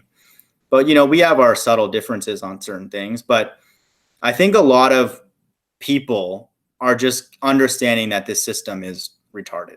Like, I don't know how to put that in a nice way. And retarded, I don't mean that in like a disrespectful way to people with like, birth things, because the word retarded doesn't apply to people with like a medical condition. Because retarded, it just means to like arrive slowly, like just by the word, like and then tardation, tardy. it slows us down. This society is designed to like literally slow us down. Like we want to be creative. We want to do all these tests. We want to explore what's the sun, what's the moon, what's outside of the firmament, what's going on, the spirit world. I want to, I have these ideas. I want to make this. I want to go and do that. But this world literally makes us retarded. It causes us to slow down our very natural and innate sense of creativity, for love, for righteousness, for peace, for rest, to be healthy, all those kind of things. So this whole world is a form of retardation, and it's becoming very, very obvious. So ETTs read 2 Thessalonians 2:11. So I'll read that in the KJV. Yeah, dude, this is a great one. So this is a very, very powerful verse, and Carlos should read this. 2 Thessalonians 2:11, 12. And for this God shall send them a strong delusion, that they should believe a lie, that they might be damned, that they all might be damned who believe not the truth, but had pleasure in unrighteousness. So God has sent people a lie, saying that it doesn't matter what Jesus' skin color is. Don't worry about it. It's not a big deal. It's not a big deal what skin color he is. But no, we need to know that. That's our God. That's the most important entity ever to touch, to be on earth. So we do need to know about him, and we need to know things about him in very intimate detail. And so Carlos is believing a lie. He doesn't care. But then if you don't know what color the real Jews are, how do you know who the fake Jews are? How do you know that the Jewish people in Israel, the Bible calls them the synagogue of Satan? Revelation 2:9, 3:9, if I read that, these are those so-called Jews in Israel who are claiming to be the real Jews, but they're not. Revelation 3:9 reads, behold, I will make them of the synagogue of Satan, which say they are Jews and are not, but do lie. Behold, I will make them come and worship before thy feet, and know that I have loved thee. Revelation 2:9 also reads, I know thy works in tribulation and poverty, but thou art rich. Are the Jews in Israel in poverty? Are the Jewish people around the world poor? No, this is speaking about the real Jews, the biblical Jews. I know thy works in tribulation and poverty. Who else has been through this kind of tribulation? And the blasphemy of them which say they are Jews and are not, but of the synagogue of Satan. So that's in the book of Revelation. That's prophetic, that there will be a group of fake Jews, imposters in the end times, that are running essentially an international banking cartel. And they're the architects of the mark of the beast. So if Jesus' skin color doesn't matter, those verses also won't make sense to you. God loves the sinner but hates the sin. I don't think Carlos understands even the very basic aspects of the Bible, that God has what's called a left and a right-hand side. And in the final judgment, the left-hand side are destroyed. There's a group of people right from the beginning in Genesis. The serpent had an offspring. And there are people on the earth right now, and even in Jesus' time, that are antichrist, that are against God. And God hates them. God has made them in order to bring evil onto the world and delusions. And he's not going to allow it to go forever. And he's only doing it for a specific time. So to say that God hates only the sin and not the sinner is non-biblical and untrue. And again, consistent with the fact that Carlos doesn't know anything about the Bible.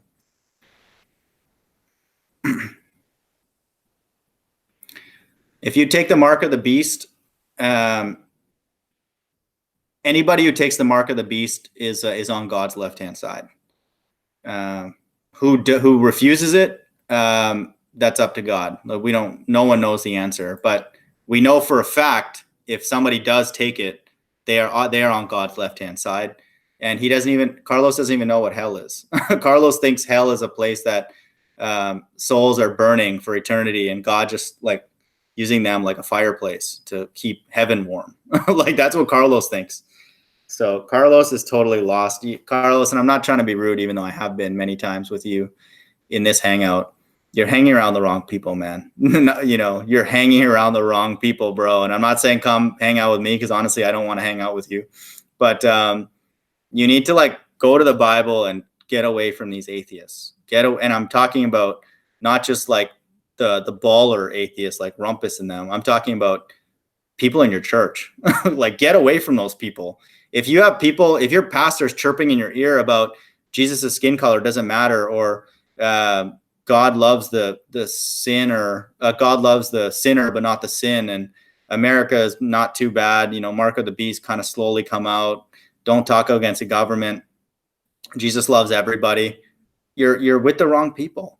You're being sent a delusion, and you're just like cramming it down your throat, loving every minute of it.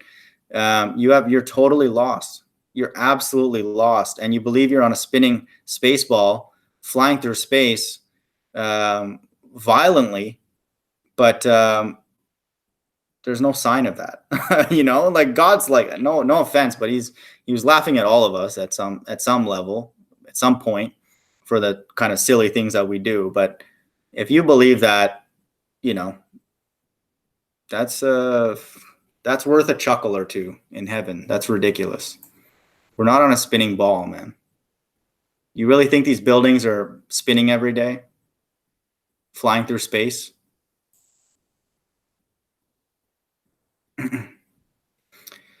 Yeah, I am judging. I'm judging a lot these days. I'm judging the people that are around me. I'm judging the people that come in my chat box and influence potentially other people. I am judging those people. The Bible does warn us against judgment. We have to judge in a manner that we want to be judged. And I'm judging you in a way that's consistent with that. I would never go into another chat box of anybody's live stream and spout lies. I wouldn't waste my time. Like, I wouldn't go into another chat box and tell people that the earth is a ball when it's not. I wouldn't go into other people's chat box and say, it doesn't matter what Jesus' skin color is, or take the mark of the beast, or don't talk against the government. So I'm holding myself up to that same standard. And in other places in the Bible, it says to judge rightly. Yeah, you are telling lies. You're saying that the earth is a ball. You're saying that the Bible says that the earth is a ball, or the Bible doesn't care. And you're saying that Jesus' skin color doesn't matter when it obviously does. So you need to spend some time alone and read and pray. Yeah, ATT, I agree with your point. Hell is the grave condition played out on earth. So yeah, and credit to ETT about the Job, us going through Job. That was, we can revisit that again. This is hell. This is the belly of the beast. If you think that God would make spirits and then just burn them randomly and like just stare at them, and that spirit has his own energy, you believed a delusion, just like we read in 2 Thessalonians.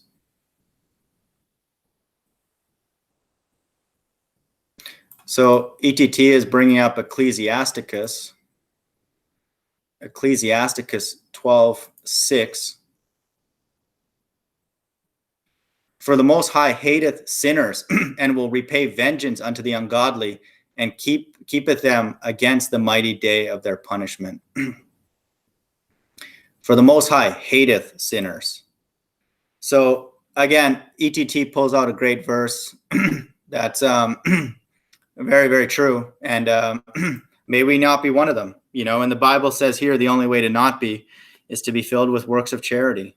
That's all it is to love our neighbor and love God. And a big part, and one aspect of being charitable is telling somebody the truth, is to be honest with people and tell people like, hey, I used to believe that we were on a spinning space ball flying through space, water sticking to it, but it's not, and the Bible says that it's not. Bible says the mark of the beast is coming, and it's a major prophecy, and there's a punishment for taking it. So don't take it. All these things are also fall under that aspect of being charitable. Yeah. Zoom truths like stationary and immovable. That's what it is. God made this deception very, very clever, and he's using people like Carlos and other ballers staunch ballers to push something that is just obviously not true. Because if it were true, it would be very, very easy to determine that many, many times over, because there's a spin at stake, there's a curve at stake, and all these things, gravity and all these different things that are going on. Very, very easy to prove thousands of times over in many, many different ways. But all they can tell us is they'll let us peek into door 1, let us hear what's going on behind door 2, let us smell what's going on behind door 3, but they won't let us look behind door 4. That's just the way it is. That's the vibe of these ballers and these shills. I never said it didn't matter. I asked why did it matter. I've done a video on that. I suspect you won't watch it because you don't care about this kind of stuff. But Carlos, I do a full video on Jesus' skin color and why it matters. And again, I don't think you'll care, but if you do care, want to watch it, it's very clear why, and the verses and the historical context of Jesus's dark skin, and then why it matters to the end times, which again, I have a feeling you don't care, but you can take a look if you want. So are we saved by grace? You don't even know what salvation means. The Bible speaks of salvation. Those who endure to the end, the same shall be saved. So it requires endurance, and it requires an awareness of the end times. Which again, watch that video on Jesus' skin color, and then that's a starting point. And we can do a lesson on that sometime. That I don't think you even know what salvation means. Salvation is the rapture, is the second coming. The lie is so big that once you cross over and see it, almost like you forget how crazy we sound saying the things we do. It is amazing. Yeah, Zoom. It's so amazing and deep and clever that God could only do it. So more and more of us now are spending more time looking at him than arguing with these ballers, and just asking him, like, how did you program these people? Honestly, that's one of the first few questions I would ask God, is like, how on earth do you program people to just spout gibberish every day? Like, just relentless gibberish, and not get tired of it. Like, it's like, it's absurd. Even like just reading the Bible and pursuing truth, sometimes, like we have to like take a break, it's too much Bible, too much God today. These ballers are just relentless. Like, they just want ballers every single day, 24/7. Can't get enough of it. I'm like, God, where's the factory you made to make these people? And how did you do that? How do you make zombies that are stupid enough to take the mark of the beast when their life is like boring and evil and stupid, but they still will take a microchip forced by the government to reaffirm that they are just an animal to them? Like, how do you make people that are that stupid? Honestly, like, it sounds very obviously arrogant and rude, but I would genuinely want to know how he did that. It's just absurd. So again, that's all presuming that the mark of the beast happens and in our lifetime. And again, I'd be shocked if it doesn't happen soon. Yeah, Zoom, I would say actually that's part of the reason, when you're saying makes it hard to know if you can trust anything. I would actually say that's probably the reason for all this, is for us to be skeptical of everything and to question everything. Because if you were an infinite entity, it sounds blasphemous, but imagine we were infinite entities and we created things outside of us, and we were very open and wanted them to learn more and more and more, because there's nonstop learning. You would want the person to question everything and to like dig deeper and go into the deeper layers of God. And so questioning everything is one of the many, many very, very good and virtuous principles of people who will be in the kingdom of heaven and enjoy it there. People who would not enjoy the kingdom of heaven and won't be there are people who don't question things. They don't care. Like, they don't want to go deep. They don't want to question what's going on in the world. They don't want to ask, why are there so many homeless people? Why are there, stores closing down. Why are these things happening? Why was I deceived? Am I even deceived? And all that. They don't want to know those kind of things. So not trusting anything, or in the reciprocal, questioning everything, to me is a very, very virtuous and useful characteristic for those in the kingdom of heaven, those lucky enough to be there. Dave Hinkle, what's up, man? I suspect you're a flat earther, so you're always welcome here, buddy. Good to see you. Peace to you, man. So ETT is asking for Ecclesiasticus 39:8, 39:28. There be spirits that are created for vengeance, which in their fury lay on sore strokes. In the time of destruction, they pour out their force and appease the wrath of him that made them. So that's very true. God makes not just deceived or spirits that are going to deceive and receive the deception, but he also makes spirits that are there for vengeance. And again, may we not be in that path, because we do not want the God of this Bible coming after us even a little bit. Not at all. So that's a good one. Yeah, exactly. Yeah, Christian ETT saying the mainstream Christian view of salvation, which is satanic, talks about heaven and just getting into heaven and all that. But the true understanding, or what I strongly believe it is it relates to the end times, and there's a group that will be actually literally saved from destruction. We are voluntarily walking around with chips, cell phones. True, but they don't. It's not yet forced upon us in our body, which is a requirement for the mark of the beast in order to buy and sell. So two different distinctions. I understand the cell phones can be used to buy and sell stuff, but it's not within our body, because the whole point is that this beast thinks everybody's like a dog. Like, they're going to literally treat everybody like their little dog, and they want to track them. Like, this whole surveillance state that's going on in the world, that it's, again, mainstream, that's what it is. That's the final expression, manifestation of that. The beast system chipping everybody within their body in order for them to remain a part of the system. Why did we get woke? Zoom, I would say just the personality characteristics that I've seen from you on your videos and others, that the few that are drawn to a channel like mine, you don't care what other people think. I think that's the best way to summarize some of the personalities. And I don't want to call out people's names on this channel unnecessarily, but a few of the people that know who they are, and just from what I've seen, we don't care what other people think. We just don't. And it's not even something we earned or whatever. Like, if me, you, and others stood at a building, let's say you and me were staring at the biggest building in New Jersey or New York or Manhattan, and there were 1,000 people lined up beside us, and all the other people were like, yeah, you know what? That building is spinning. It is. Even though I don't see it spinning, or I don't feel like I'm moving, it is, because that's what I was taught in school.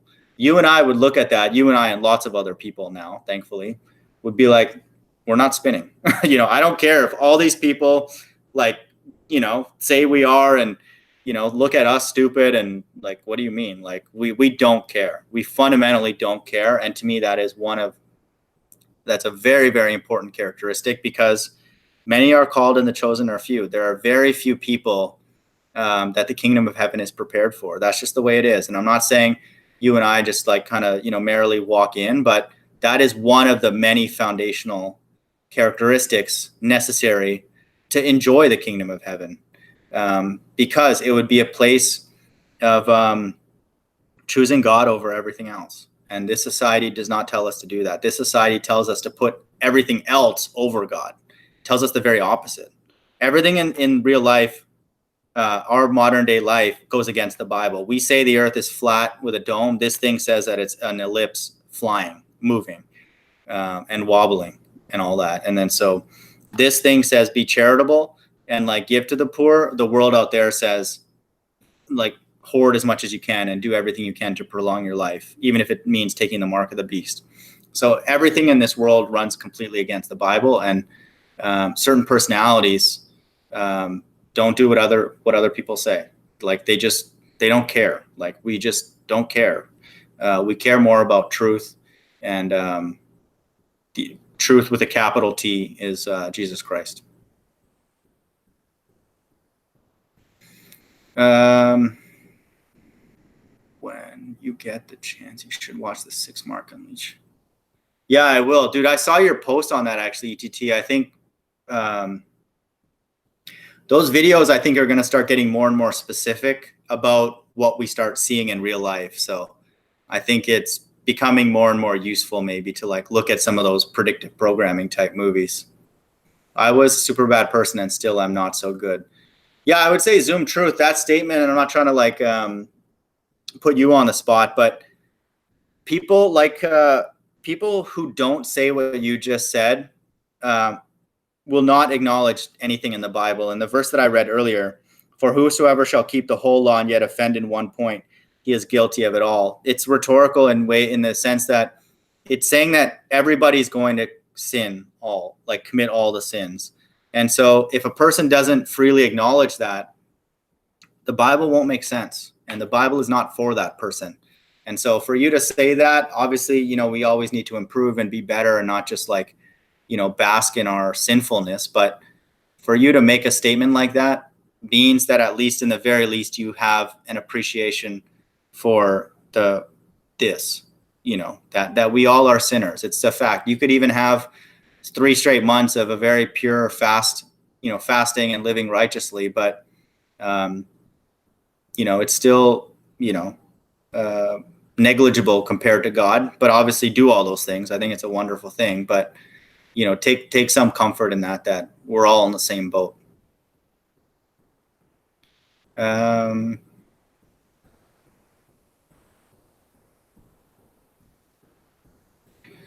Yeah, thanks for popping by, Dave. Thinking critically, that's very, very important.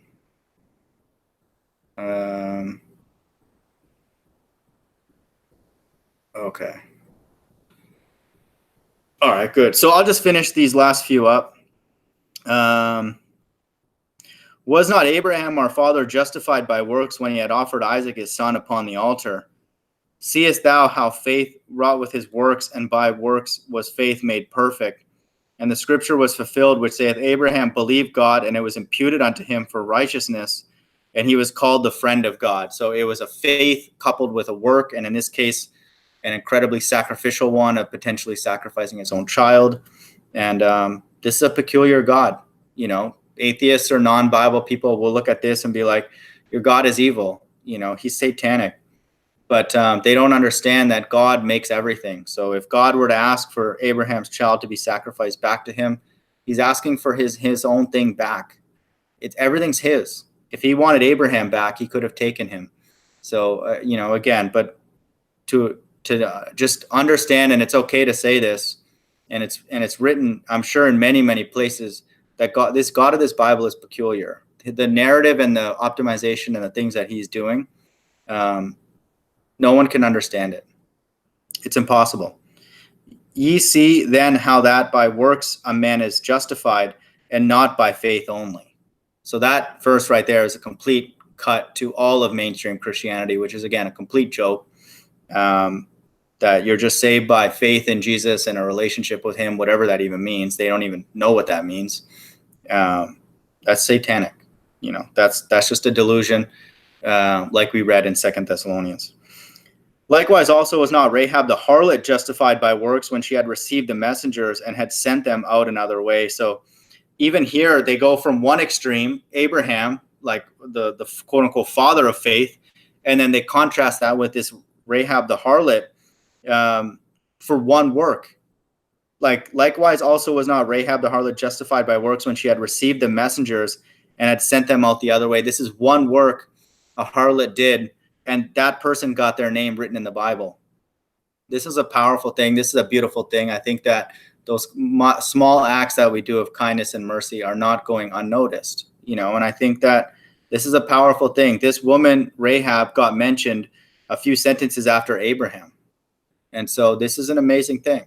And this is, again, the God is very peculiar. We can do one thing that we think is trivial, but is genuine, is a very genuine and pure and charitable act. And, he will look upon us with love. He will be amazed, and we have the ability to amaze God. To me, is just an incredible thing. For as the body without the spirit is dead, so faith without works is dead also. And so the Bible says here, this is the definition of a person who's dead, is a person whose spirit is released from their body. And so faith without works is dead also. And so, I think it's very, very important. It's very easy for people, me and others, anybody who just teaches the Bible, to think that just reading the Bible and giving a narrative or just like commentary is faithful. I'm not saying it's like a bad thing, but we've been conditioned by all of our pastors and stuff to think that they're the like faith leaders, because they're like teaching and like giving sermons and all that. But that's not God's metric. That is, again, a part of a satanic system.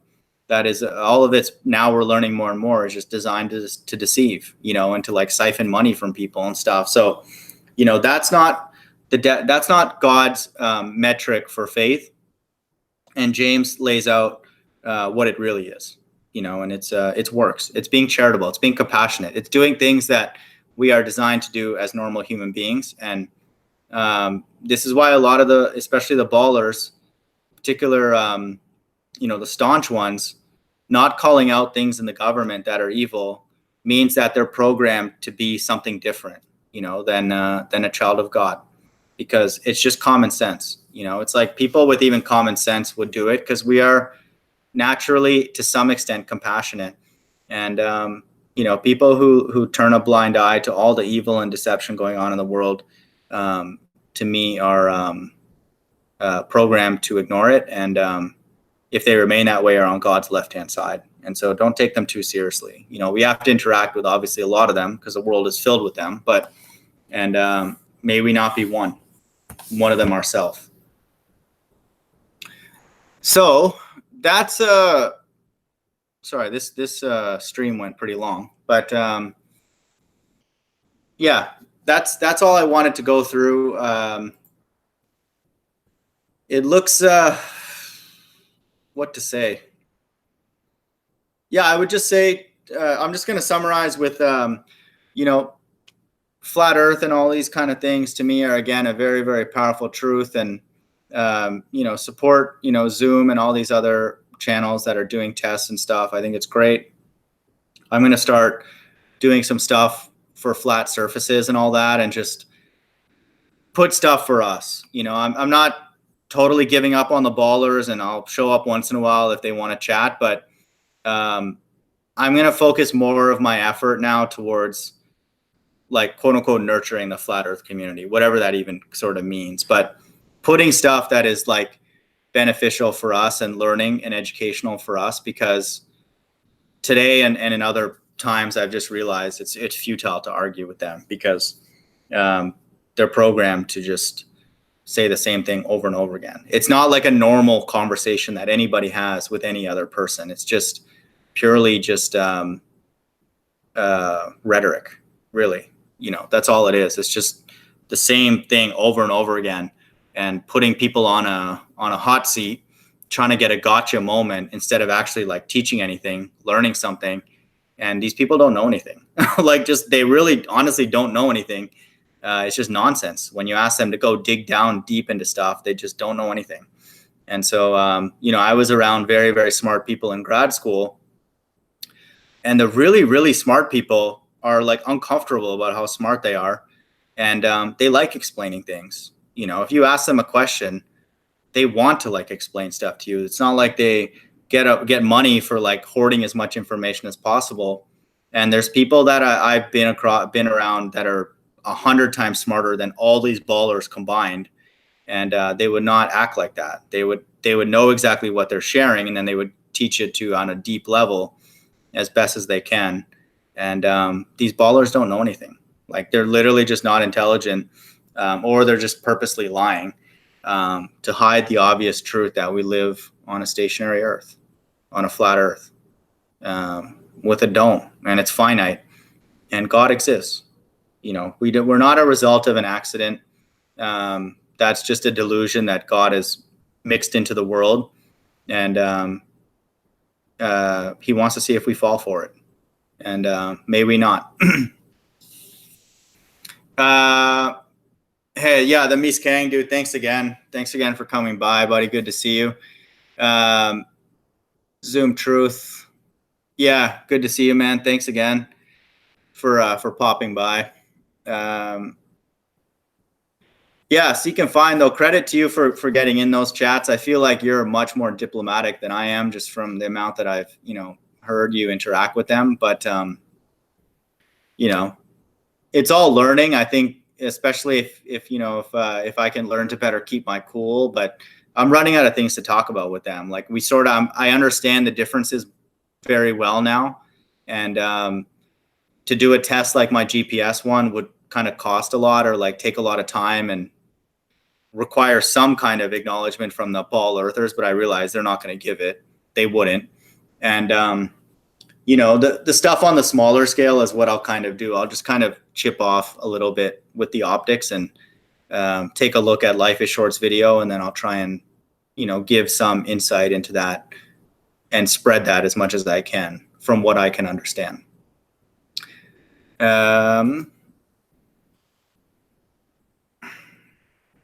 Yeah, it literally feels like talking to a brick wall sometimes. So time can be better spent elsewhere. Yeah, disgruntled vet, that's probably the most righteous thing to do. It's like caring for other people and praying for people who are quote unquote against us. The Bible says is the supreme ethic. That is the most resembling of God that we can do. And again, I'm not saying it's easy, and I'm being totally honest, I don't think I have that many examples in my life where I've really extended kindness to people that were actively against me. But there's still time, to do that. And, your point of praying for people and all that, in my opinion, is a supreme ethic in the Bible, and most aligns you with the God of the Bible.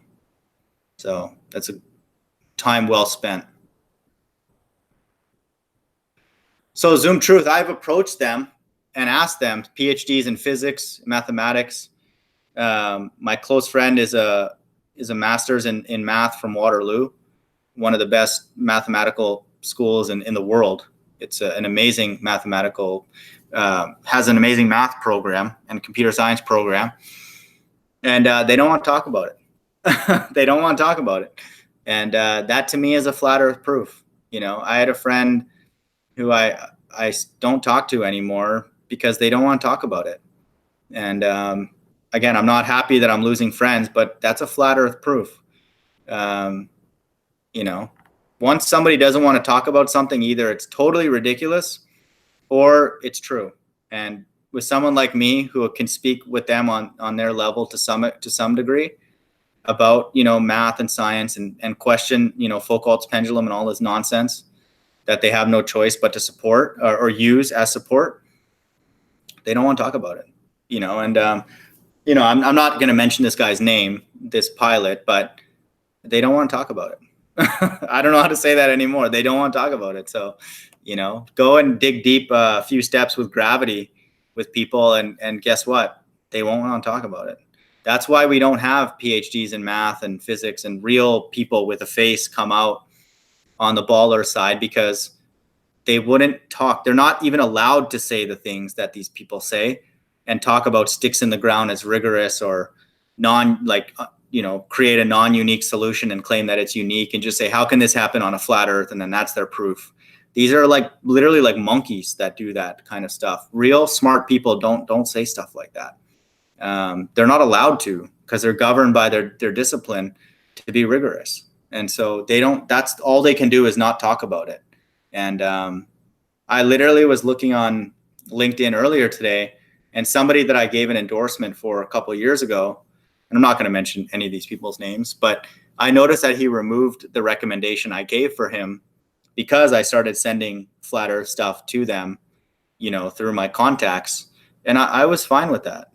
I just like, if they have seen the stuff that I sent them and they don't want to talk about it, to me, either they've dismissed it as totally ridiculous, or I'm onto something and they don't want to engage in that kind of a discussion, because it won't go well. I'm going to talk about gravity, how it's non-physical and non-mathematical. They won't be able to argue with that. And I'm going to talk to them about the evils in the world and how it is pervasive and obvious. And then I'm going to talk about, do you really think water bends? Do you really think that we're spinning, which we're not? And, it'll fall apart pretty quick. And yeah, it's just what it is. Yeah, because Zoom, and I've had this with a friend that I'm like closer to, and we've had actual discussions on it. He just knows that my argument and my personality is very strong, that he can't win. Because we all know that they can't win, because they would have won already. They would have given us something solid and concrete already, and nothing about the ball Earth makes sense. 93 million mile sun can be disproven just by looking up. If you just ask somebody, just being honest, what do you really think's moving, the sun and the moon or us? Anybody who's honest, and even a lot of the ballers will concede this, it's the sun and the moon. It's like, you can't, anybody who doesn't admit that is just they're just a liar, and they probably will never change. So it's just, it's so obvious that it makes it awkward, really. That's what it is. It's like, it just makes it awkward. And then there's people that I've had to examine in my life that I'm like, I don't think they would want to know. They just have a happy life. They just don't talk much about the government or anything, and they just want to kind of enjoy life, and I don't ruin it for them. And I've had to like be better at that, to kind of assess who is a good candidate who may want to actually know this, or even talk about it. And it's not everybody. It's not everybody at all. There's sometimes people that I believe are so-called Jews, and I tell them about, some things that I believe, and they get offended, and I'm telling them that they might be the chosen people. Like, they get mad at me sometimes, and I'm like, it is what it is. I'm not complaining, but it takes a certain amount of discernment to know who to talk to, and like who would be interested and open to this. And it's not everybody. Because like the Bible says, the mark of the beast will be successful. It will be successful. It's not just going to be 5 people. It's rich and poor, free and bond. It's going to be a lot of people that take it. And again, may we not be one of them if it happens in our lifetime. Denial, yeah. It's such a scary reality for all people, even those people who are spiritual. Tragic FE, man. Good to see you, dude. Yeah, God bless, man. Thanks for coming by.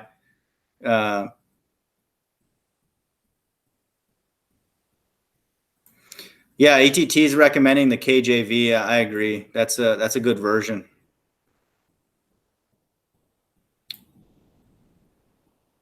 I think they just kind of, do they know? Yeah, it's